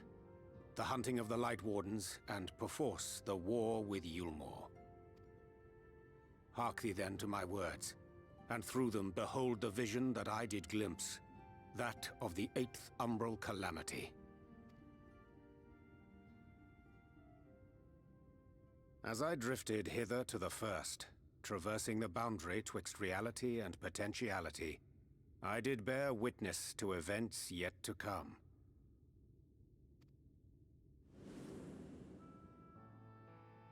There I saw the combined forces of Eorzea and the Far East offering fierce resistance to the legions of Garlemald. So fierce, in fact, that they did begin to push the enemy back. Ilm by painful ilm at first, then Yalm by Yalm, and Malm by Malm in time. Yet the joy they felt was short-lived, for in so doing they did force the Empire's hand. Faced with defeat, the Garleans turned to a weapon most vile: Black Rose. Its potency defied all reckoning. Once released, the gas took on a life of its own, wreaking untold carnage not only in Eorzea, but in the provinces of the Empire besides.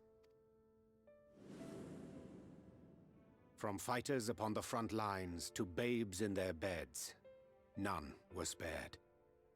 And as the casualties became too numerous to count, so did the fabric of civilization begin to unravel. Nor did the land itself escape unscathed, for spreading from the site of its release, Black Rose brought death to the very soil. To survive amidst the chaos and upheaval, men came to live by the sword, the rule of law giving way, inevitably, to the rule of might. Thus was the spark struck and the fire kindled, and swiftly did it spread as a blaze in a field of straw to engulf every corner of the world. Nations worthy of the name did then cease to exist. And those souls brave and true who might have risen to restore order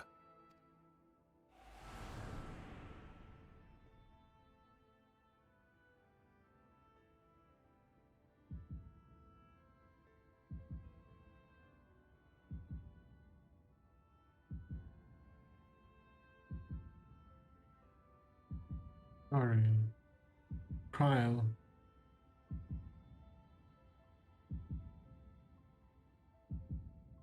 No, I don't like this. Yes.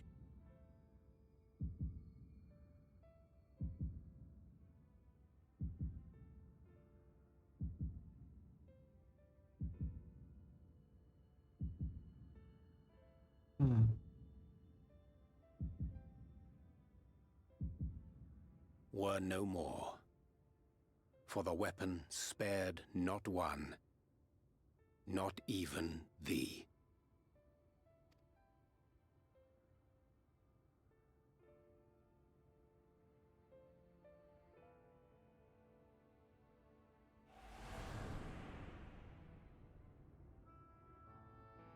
An endless age of war, begotten by the blight of Black Rose.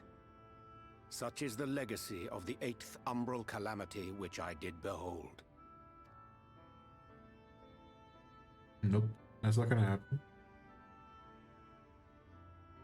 No matter the cost, we must forestall this tragedy. What we do? To that end, I have labored during my sojourn in this world, discovering in so doing the answer to a pressing mystery. That of Black Rose's inexplicable potency. Come. Oh. Dost thou recognize yonder chart?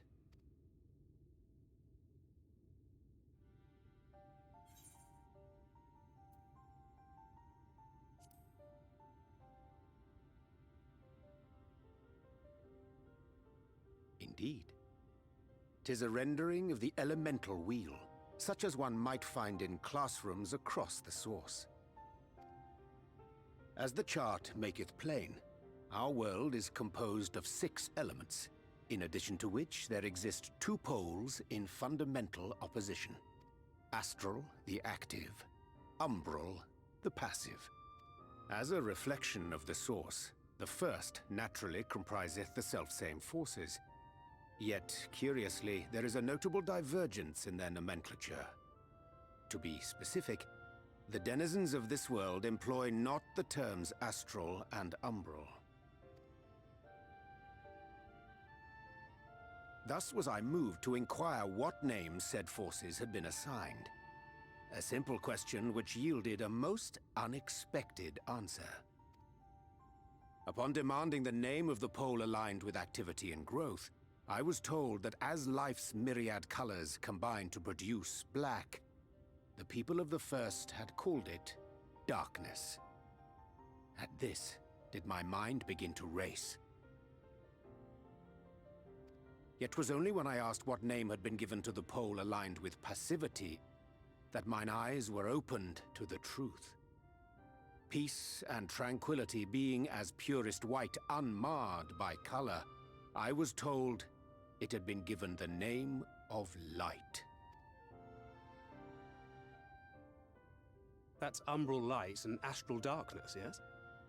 I'm no etherologist, but it strikes me that the nomenclature of the first is rooted in the generation of the two forces, while our own appears to focus on their effects. Which makes one wonder, have we had it backwards all this time? 'Tis indeed a compelling question, and one which beareth closer examination. Yet what knowledge we already possess sufficeth to explain the chain of events. The phenomenon of etheric thinning observed in the source is the consequence of light, the power of stasis, flowing in from the first to stifle the movement of ether within the land. And according to Master Alphino, Black Rose slayeth by halting the circulation of ether within living beings. Should such a weapon be unleashed even as the first were rejoined, replete as it is with light, we would have a disaster of untold proportions on our hands. A calamity. Well, at least we have a better grasp of what we're facing. Our objective, however, remains unchanged. We are to eliminate the Light Warden of Ilmeg. Speaking of which, were you able to ascertain its whereabouts? Aye. 'Tis all but certainly ensconced within Leargear, the castle which standeth in the midst of the lake. To enter said stronghold, we must needs turn to the pixies for aid. Fortunately, I have become quite adept at courting their cooperation. Have I? Henceforth shall I accompany you, and do all in my power to ensure that my vision doth not come to pass. Thanks. How about... Look at all your books. Look at Urianje's books. You've also got books.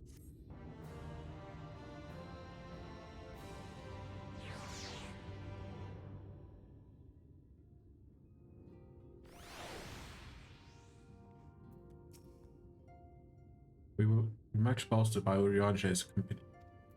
Please can Urianje be the healer going forward? My friend, ere I speak of the task at hand, there is a question I would pose to thee. What thinkest thou of mine appearance?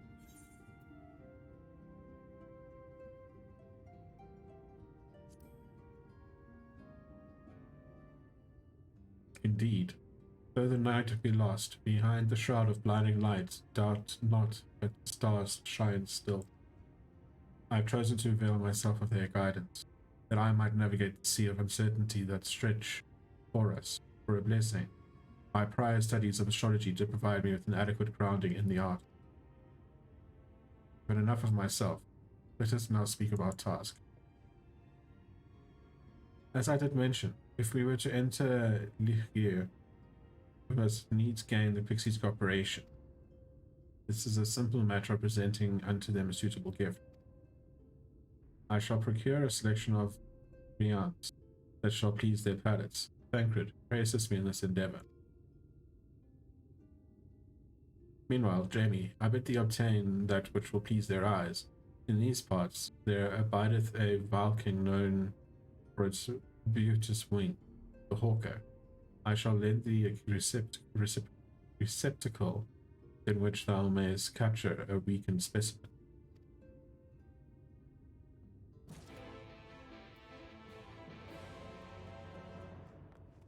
Sorry. Didn't mean to climb all over your furniture. What was Green doing in all that time? Planting plants, or what was the story?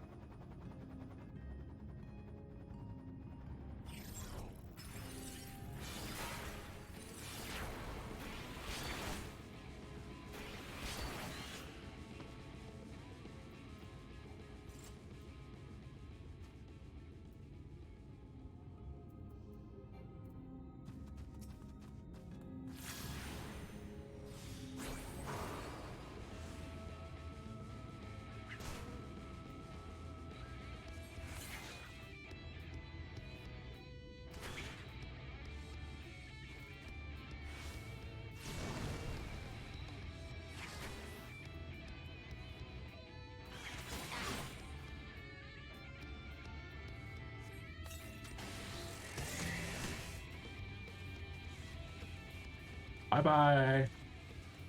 Thank you. Come again.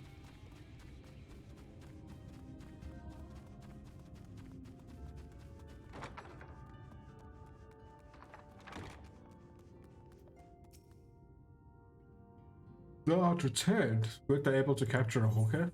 I sure was.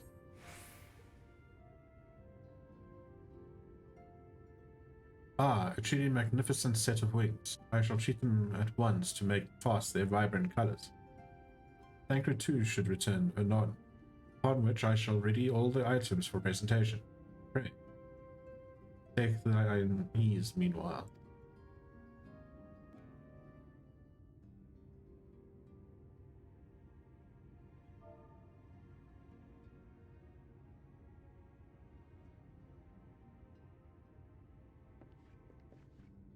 "'Tis done. The pixies shall be well pleased with these gifts.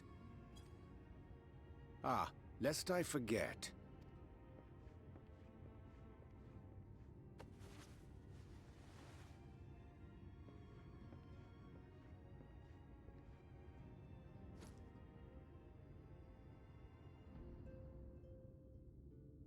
White auracite, newly forged for thy use. Our mission being to thwart a rejoining, we will most assuredly cross paths with those who crave the contrary, our eternal enemies. Thus did I choose to abide in this ether-rich land, the better to fashion a trap for the Ascian's essence.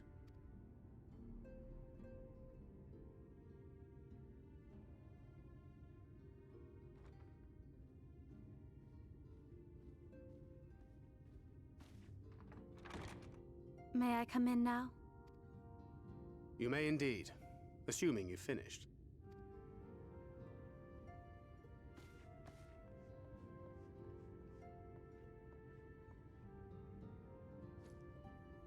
I did as you asked.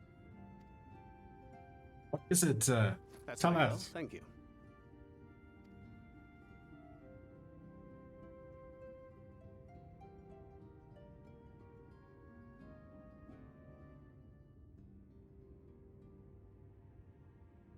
I should probably explain.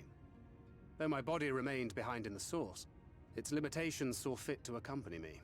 Which is to say, I cannot manipulate ether. I took up the gunblade for its defensive advantages, but on account of my little impairment, I cannot imbue the ammunition myself. Luckily for me, Minfilia has quite a talent for it. Minfilia, once we set forth, we are not like to return for some while. If thou wouldst choose tomes to take with thee, let it be now. Really? May I? Of course, my dear. Yet have care thou dost not add overmuch to thy burden, lest I incur Thancred's ire.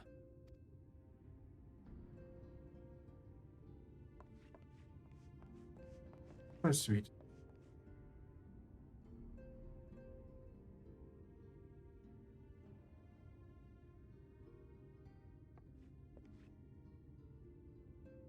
Hast thou spoken to her of thine encounter with the Minfilia of Eld?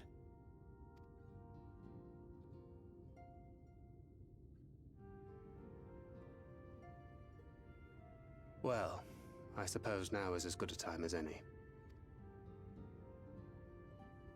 As you know, I freed young Minfilia from captivity in Yulmore some 3 years past. Not long after, the two of us journeyed to the south of Armareng, to the edge of the Empty, where the flood was halted. 'Twas there that she awakened. The Minfilia of old. My Minfilia.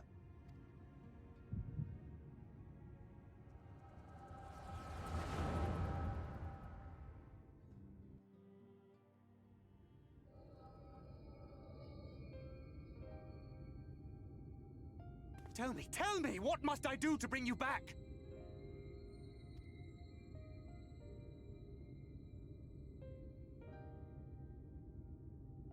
My dearest Thancred, as I am now, I am no different from an Ascian.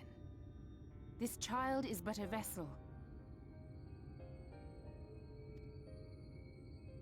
One of many I have used that I might spread word of her enduring blessing and preserve the flame of hope.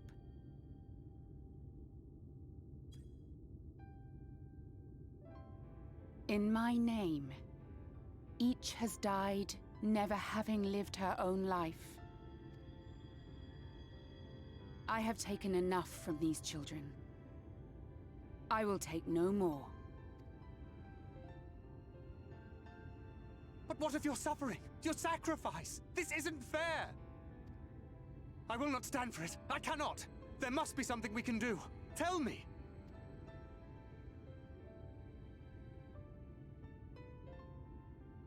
Should the day come when this child grows weary of fighting and wishes to cast it all aside, then shall I take up her burden. But should she wish instead to become the master of her own destiny, then shall I bequeath to her my all. Imbued with the strength that I reserve for rebirth, she may come to wield my powers as her own. And what of my wishes? What of Flamine's? What of all the people who love and care for you and want nothing more than to see you again?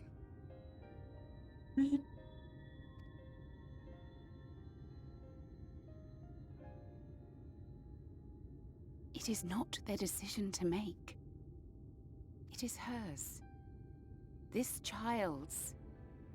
This Minfilia's.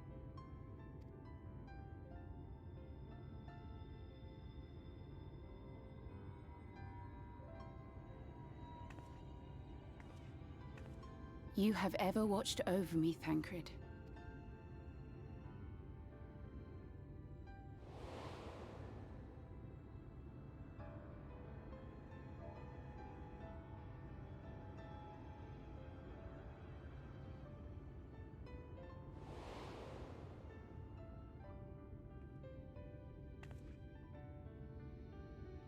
Now I ask that you do the same for her. Protect her. Teach her. Stand by her as you stood by me. There is much and more she does not know. She needs a guide to show her the ways of the world, or she will never find her own path.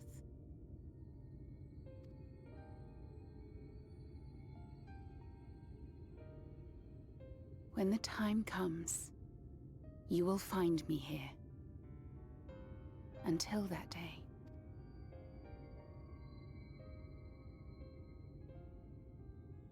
Minfilia, wait!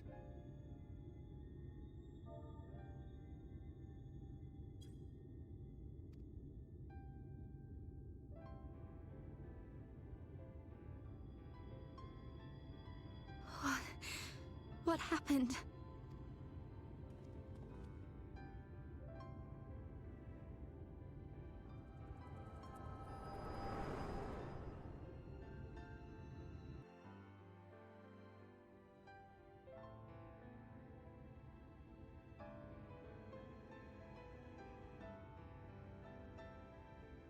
And then she was gone.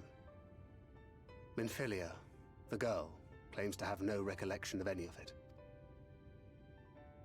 I have told her many things, where we came from, what we fight for, but of that day, I have not spoken.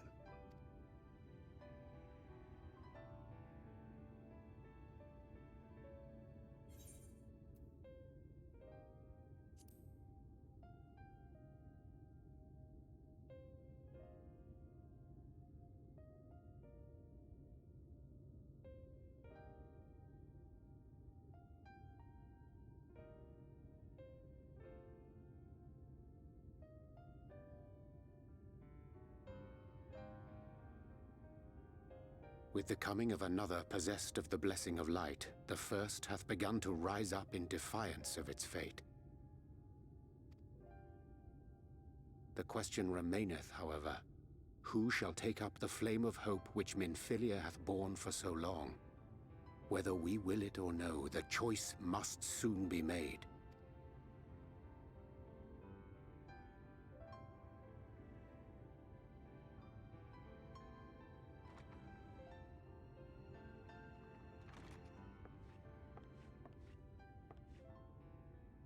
I'm sorry I took so long.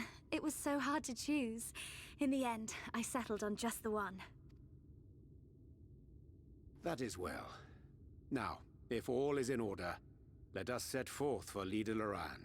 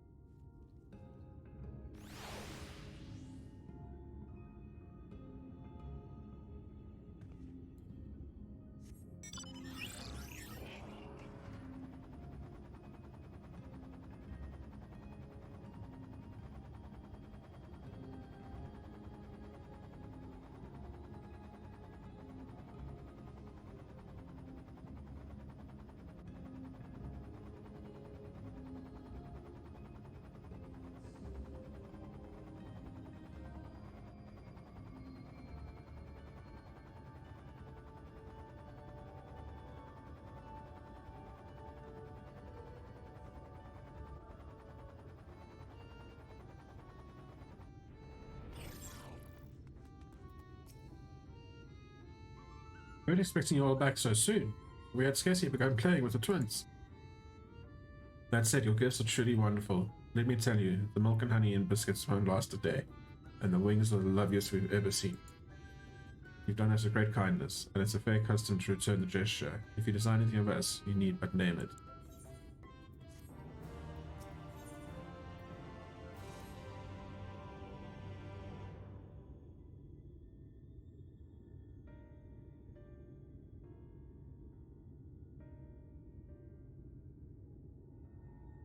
So, what is this that you desire? Rusty old coins like immortals aren't wont to collect, perhaps?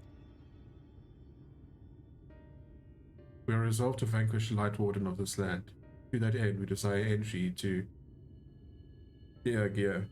I'm not quite sure how to pronounce that. What a strange thing to wish for. You might as well ask for your death. But if that is what you want, who are we to argue? Very well, I shall speak with the others.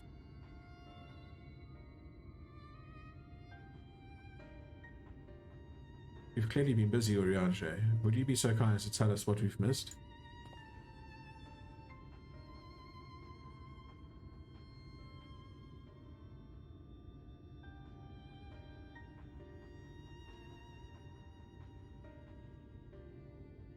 So that was the purpose of the gift. Is there anything you can tell us about this Light Warden? Aye, my lady. By circumstances most tragic, the Light Warden of this land is our king and ruler, Titania.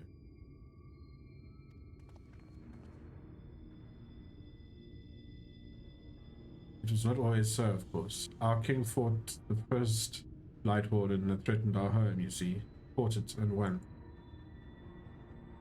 But all the horrible light that came out went and corrupted them, turning them into a new Light Warden. Now their king only in name. Naught remains of the wise and just ruler that used to be. We had no choice but to seal them in the castle. The magic for breaking the seal we divided into 4 and wove each into a different relic, to be kept apart until the time was right. And this dress is one of them. It's been in our safekeeping for years and years. We've decided to entrust it to you. Are you sure? Of course, custom demands it. Though you're most certainly going to your death, and we thought we should at least let you try. That way, we get to watch what happens. Of course, you can't break the seal unless you have the other relics too. The shell crown is with the 4th. Stone scepter is with the new moon, and the crystal shoes are with the Amaro. Good luck finding them all.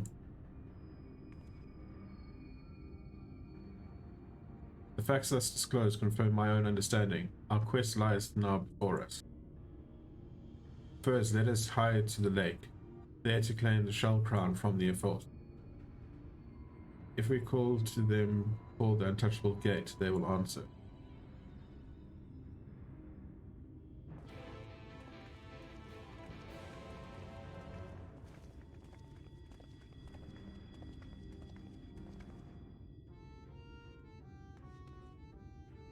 Nice. All things of salt. Quite a few things of salt tonight.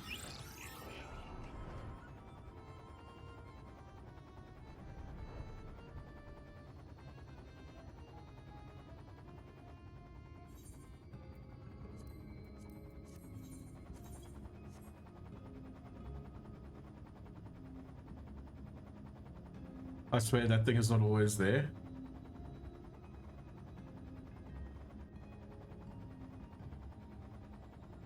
What is it?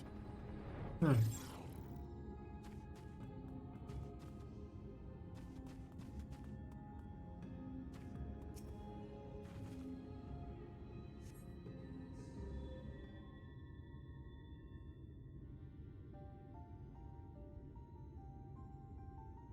Hearken to me, O spirits of the water, we are come with an entreaty.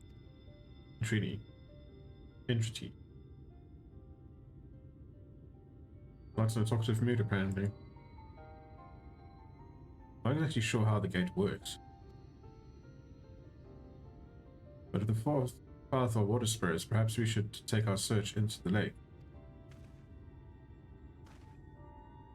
Oh, I suppose we dip wouldn't hurt. We all know Thancred swims quite like an eel. But what about you, Minfilia? I can swim well enough. Thancred taught me. Excellent. What about you, Oriange? I'm not sure I've ever asked.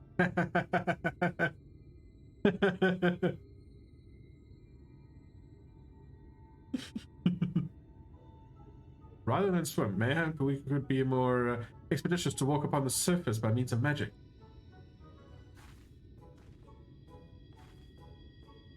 You too, Oriange? That you should be a kindred spirit?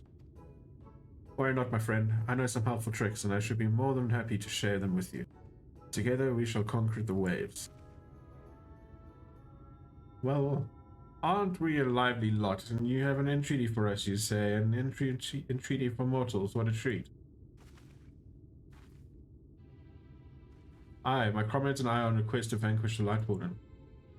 To that end, we would humbly beg the loan of the Shell Crown, which we are given to understand is in safekeeping of your people. Oh, is that all? Of course, you may have it. You shall have it. Just like that, what do you want from us? Oh, no need to be so suspicious. The crowd simply doesn't mean much to us at all. As a matter of fact, nothing means much to us. For we felt it's over before it began, and we couldn't care less what becomes of the Fairy King, nor the world for that matter. Having said that, we do seldom have mortal visitors, and it wouldn't seem a shame not to make the most of you. Touch the untouchable gate and come hither to our domain, Don May. In your tongue, it means forbidden realm. Sounds forbidding, does it? Yes? And so it should, for we are one with the water, our home wrought with ripples and waves and currents. Find your way through, give us thrilling sport, and we will give you the crown.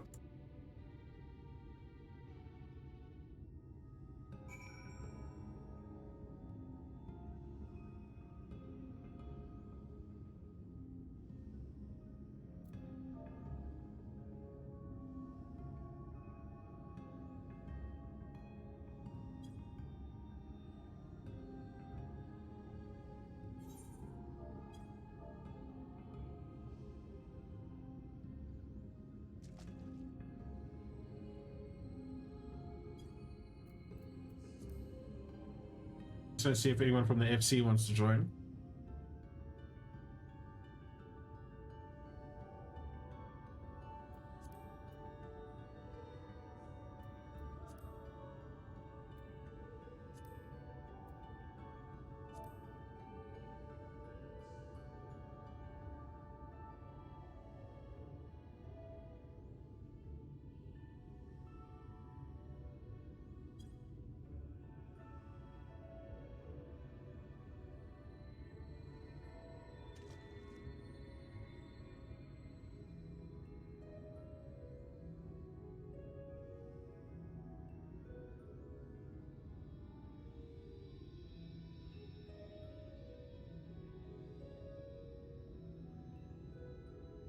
Wait like a minute. And then if no one wants to do it, we can just do it in trust. But actually, I like the idea of doing it in trust. Yeah, let's do it in trust. I like the idea of doing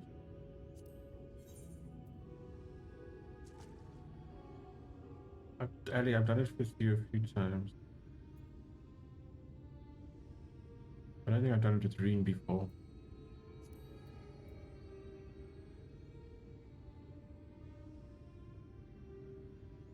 I changed classes.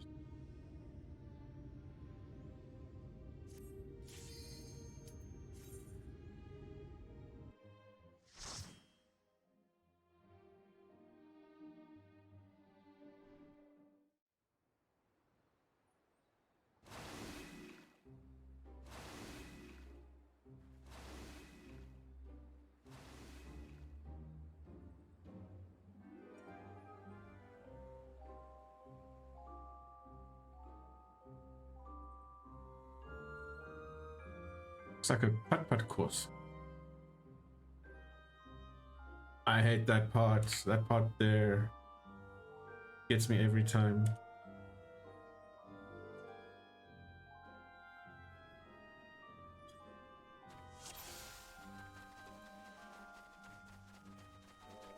And Phineas says, it's like being in a dream, yet the dangers of this dream are very real. Just provides beauty.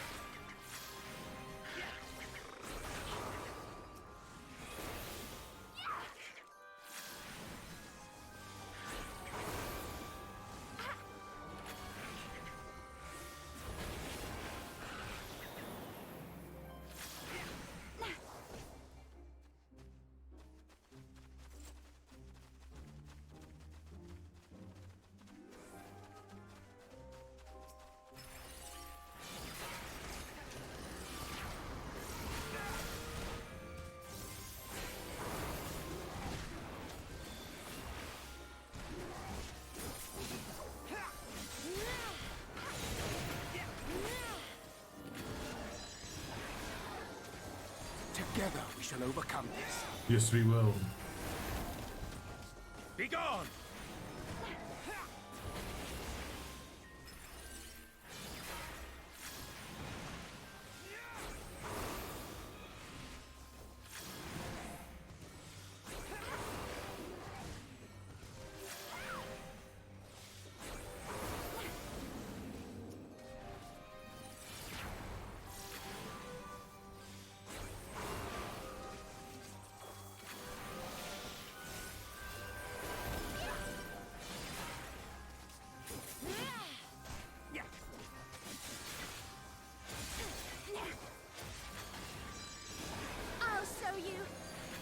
Yes, you will.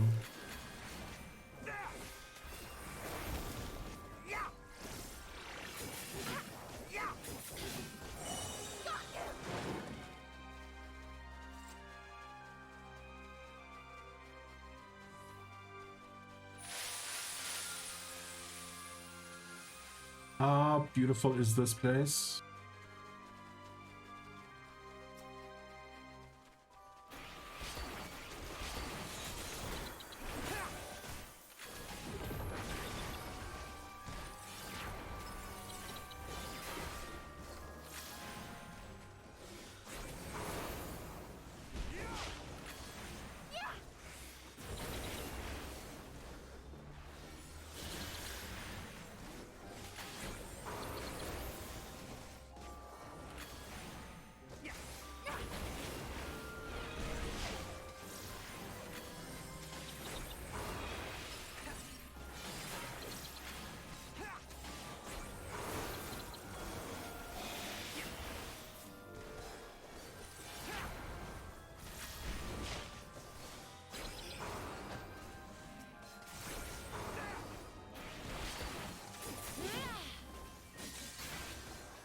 It was a lot quicker when I'm the thing.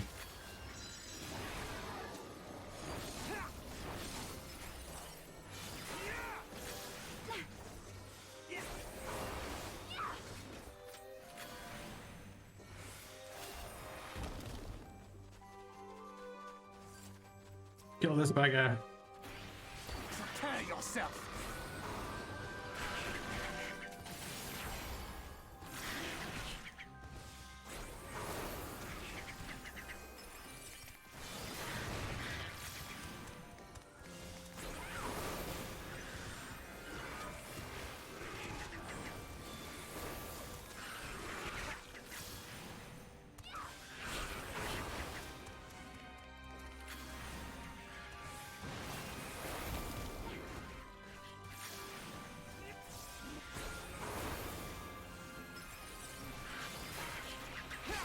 I'll show you.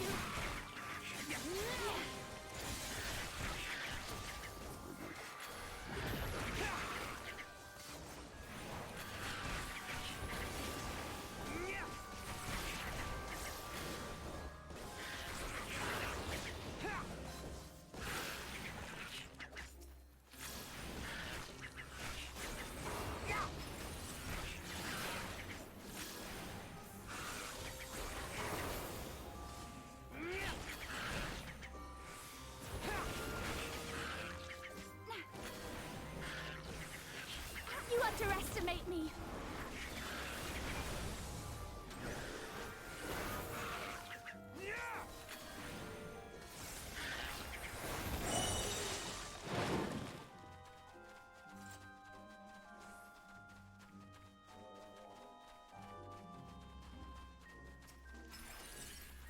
Prepare yourself.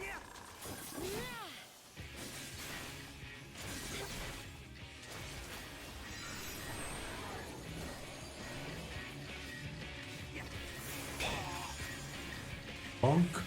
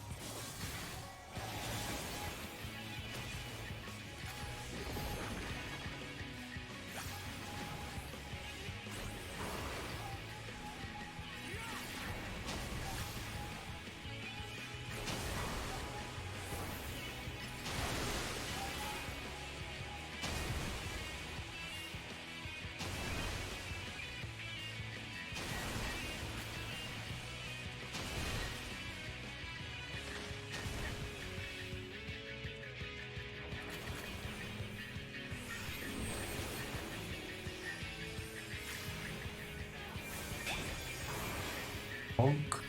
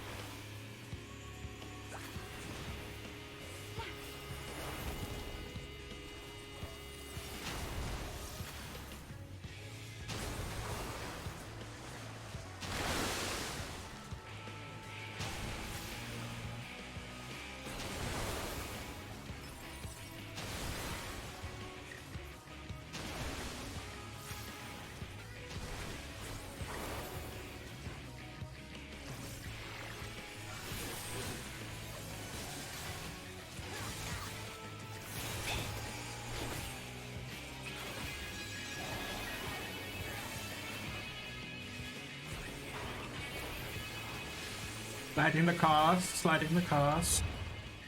Nice. GG, guys.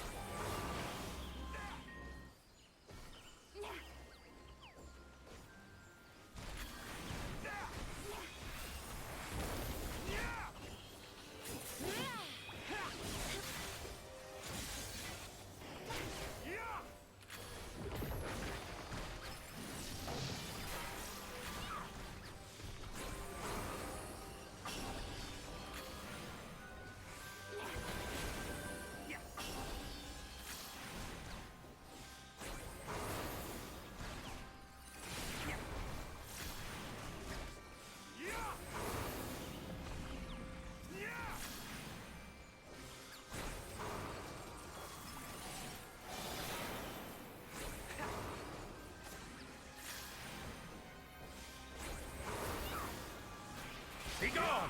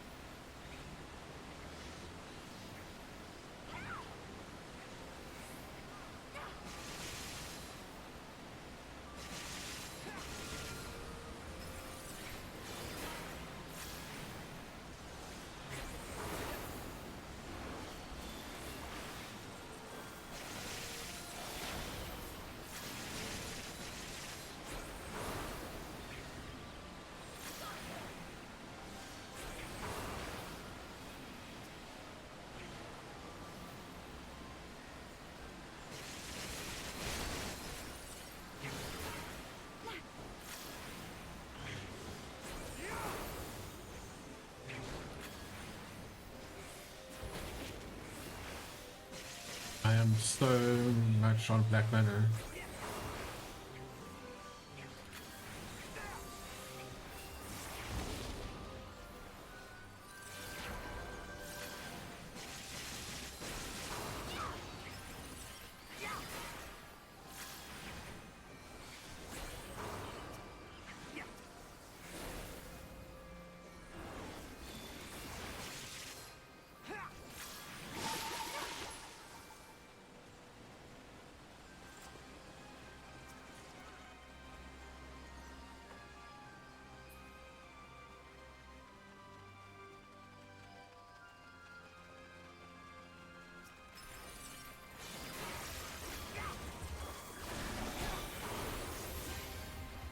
Some heals.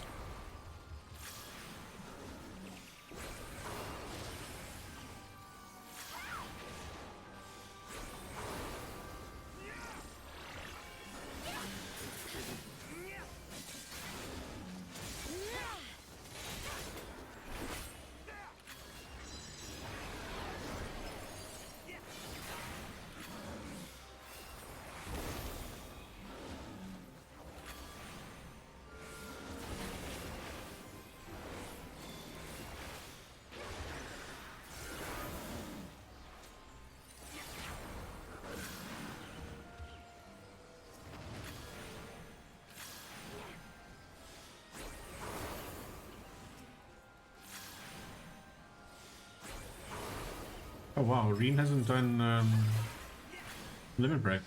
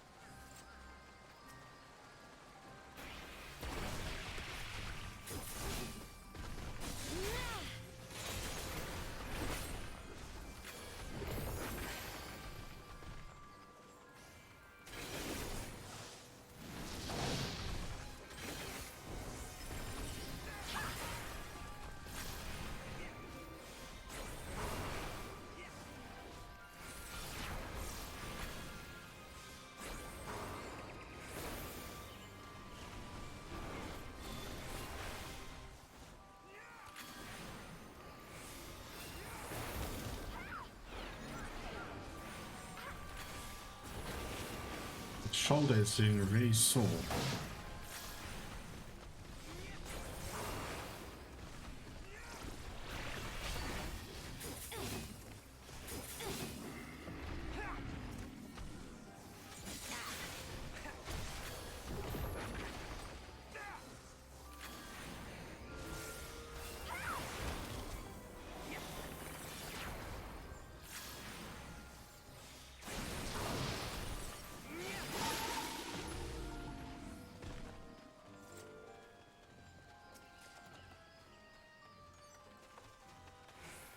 Oh, it's shoulder pain now.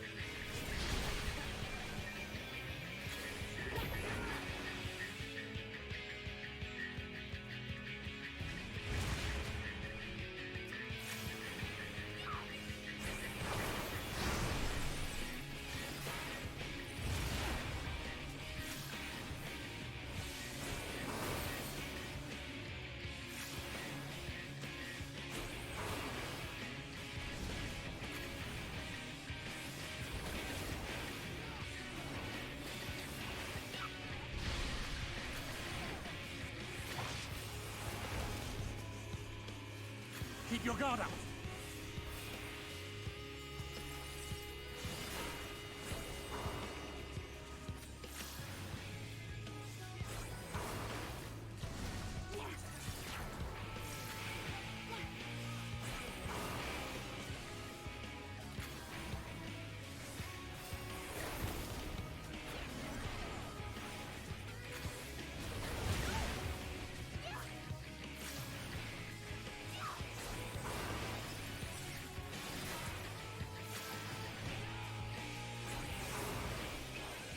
Take that. You're dead now.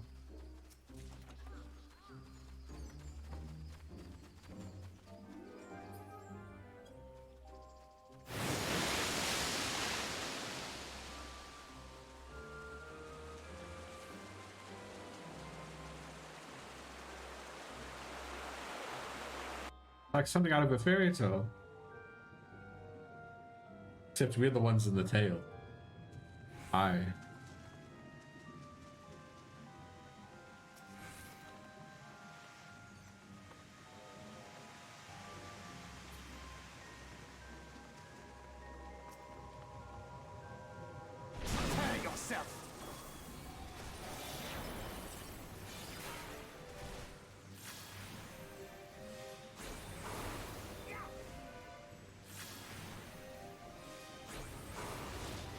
balance is great, or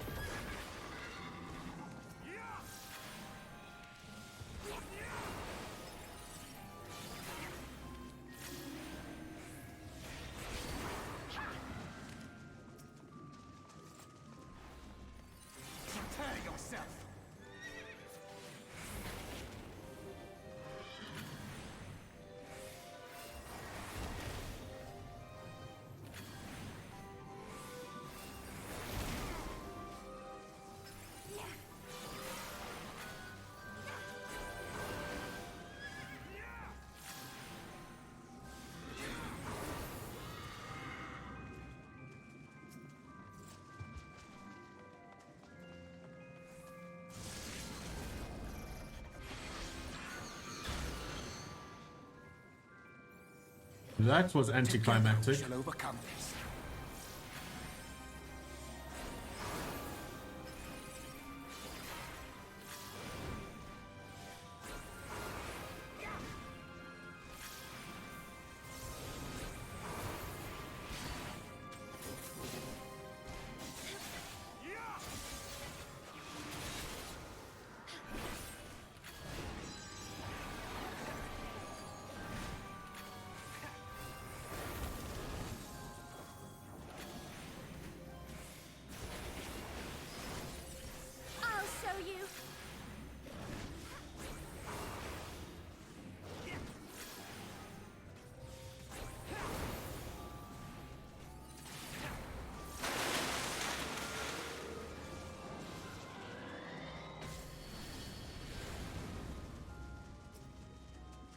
Prepare yourself!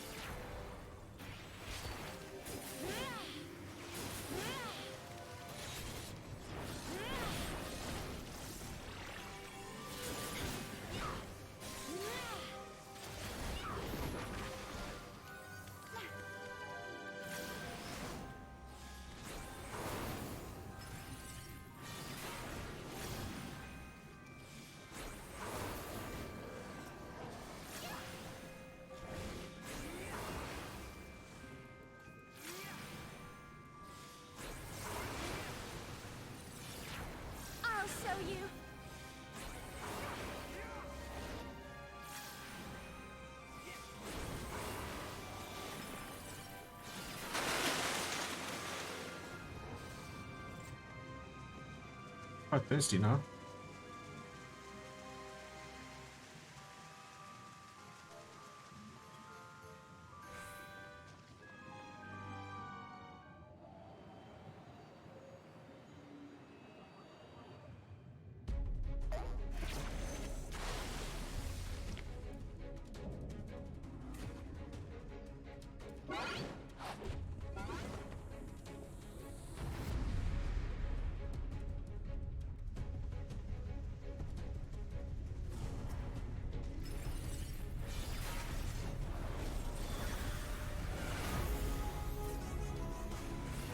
Focus on the fight, not the prize, Filia.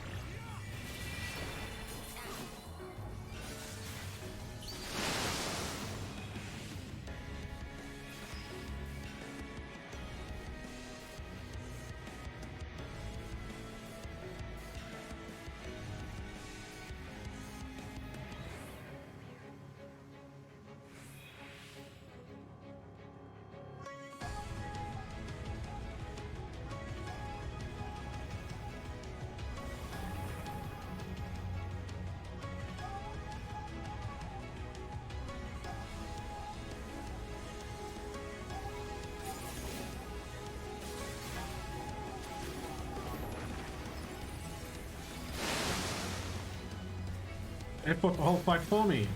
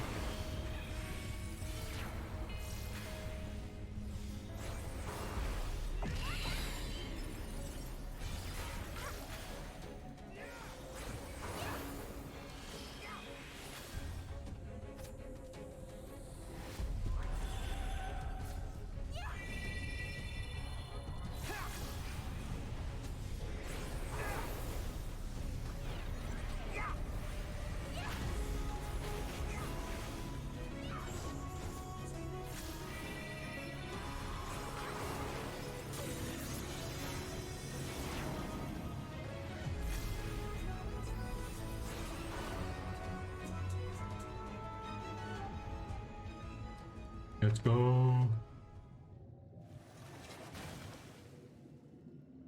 His arm was the actual violin. No. I don't like killing people.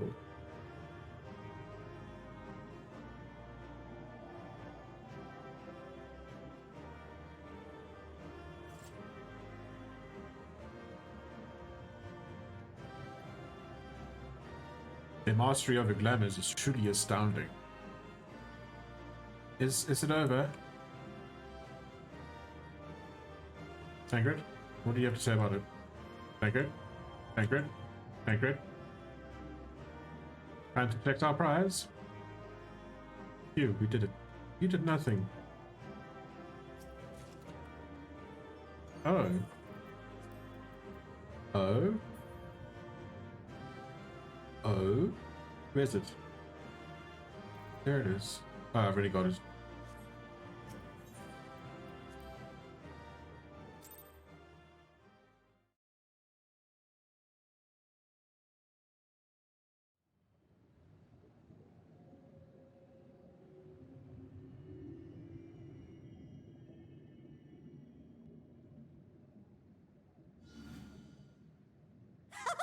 Well fought, well fought!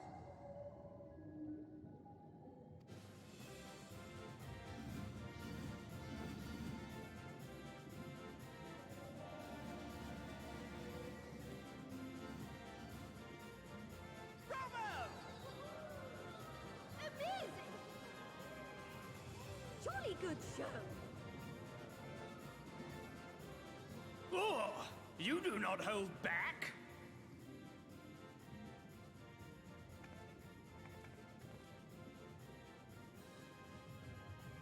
But I would have it no other way. Seldom have I enjoyed such sport. We have satisfied thy demands. Wilt thou now satisfy ours? Of course. Of course. There it is, the relic you seek. Yours for the taking. Have care you do not break it, though, yes?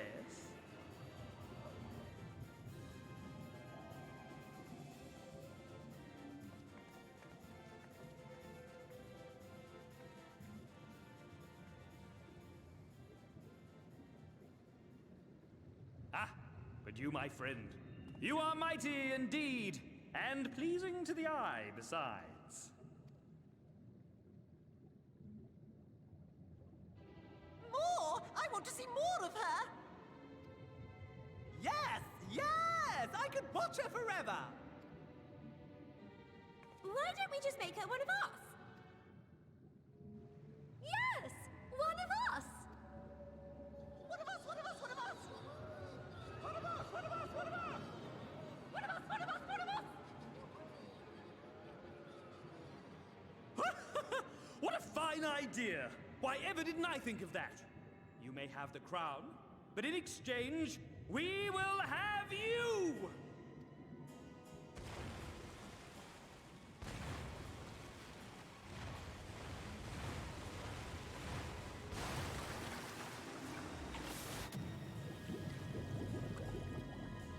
I don't remember those.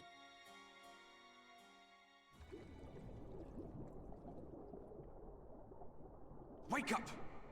Wake up, damn you!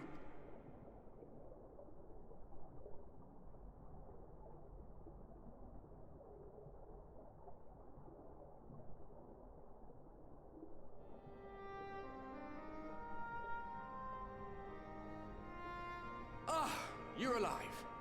Thank the gods. I don't know where you learned to breathe underwater, but it's lucky you can.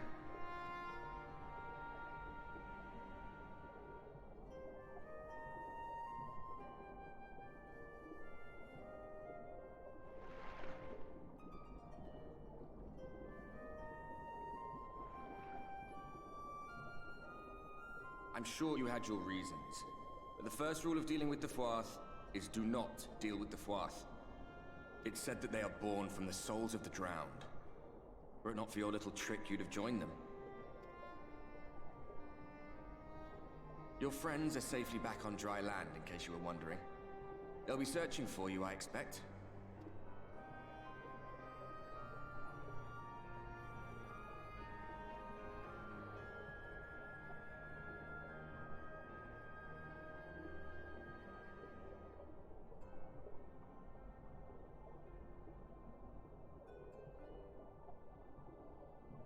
That's the royal capital of the Kingdom of Verbert down there. It's seen better days. They were a stubborn lot, the Verbertites. Set in their ways. But once you got to know them, you couldn't find a more welcoming people. It always froze over in winter, being up in the mountains. So we'd pull up our chairs round the fire and trade tales over steaming bowls of lamb stew, while the street lamps burned hot and bright outside. All dead and buried now. Them and anyone else who might remember. Everything we did. Everything we gave. What was it for? I wonder. I hope you'll have a better answer than this when all's said and done.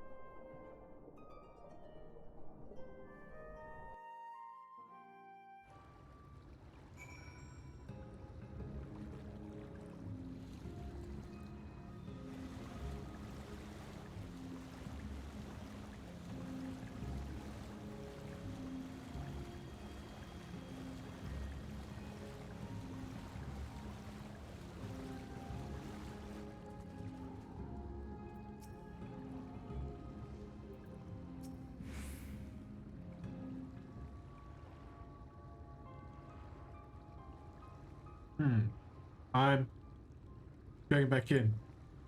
Nay, my lady, exhausted as thou art, thou wouldst only endanger thyself. I prithee, rest a moment. There was nothing where we looked. Jamie! Hi!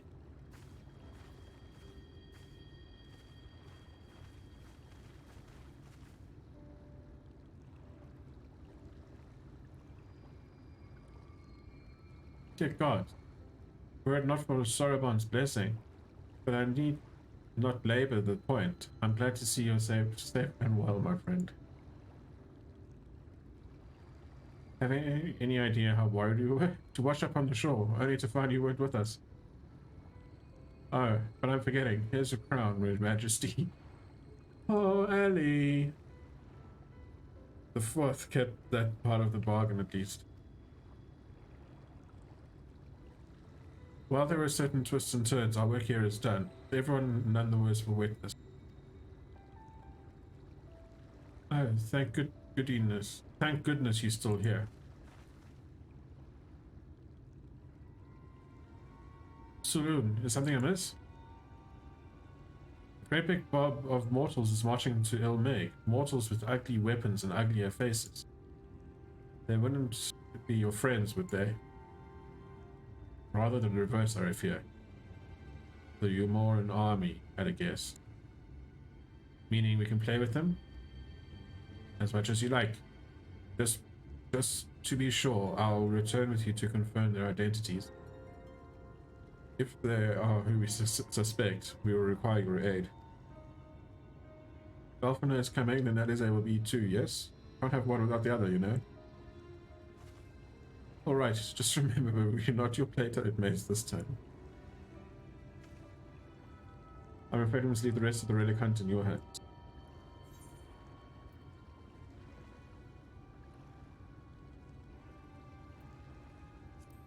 Don't worry, I've done this sort of thing before. Ah, determined. Indeed you have. Very well then. See you afterwards, my friend. And that is where we're going to call it for tonight.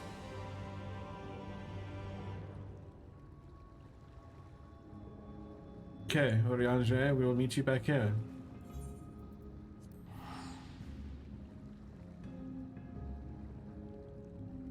Okay. We are going to end it off there. Coming into the housey house. We'll exit New Game Plus mode. And then, yeah, we'll carry on tomorrow. Thanks for everybody that dropped in. And, yeah. There shall be more to come. Cool. Cheers, everybody. Thank you.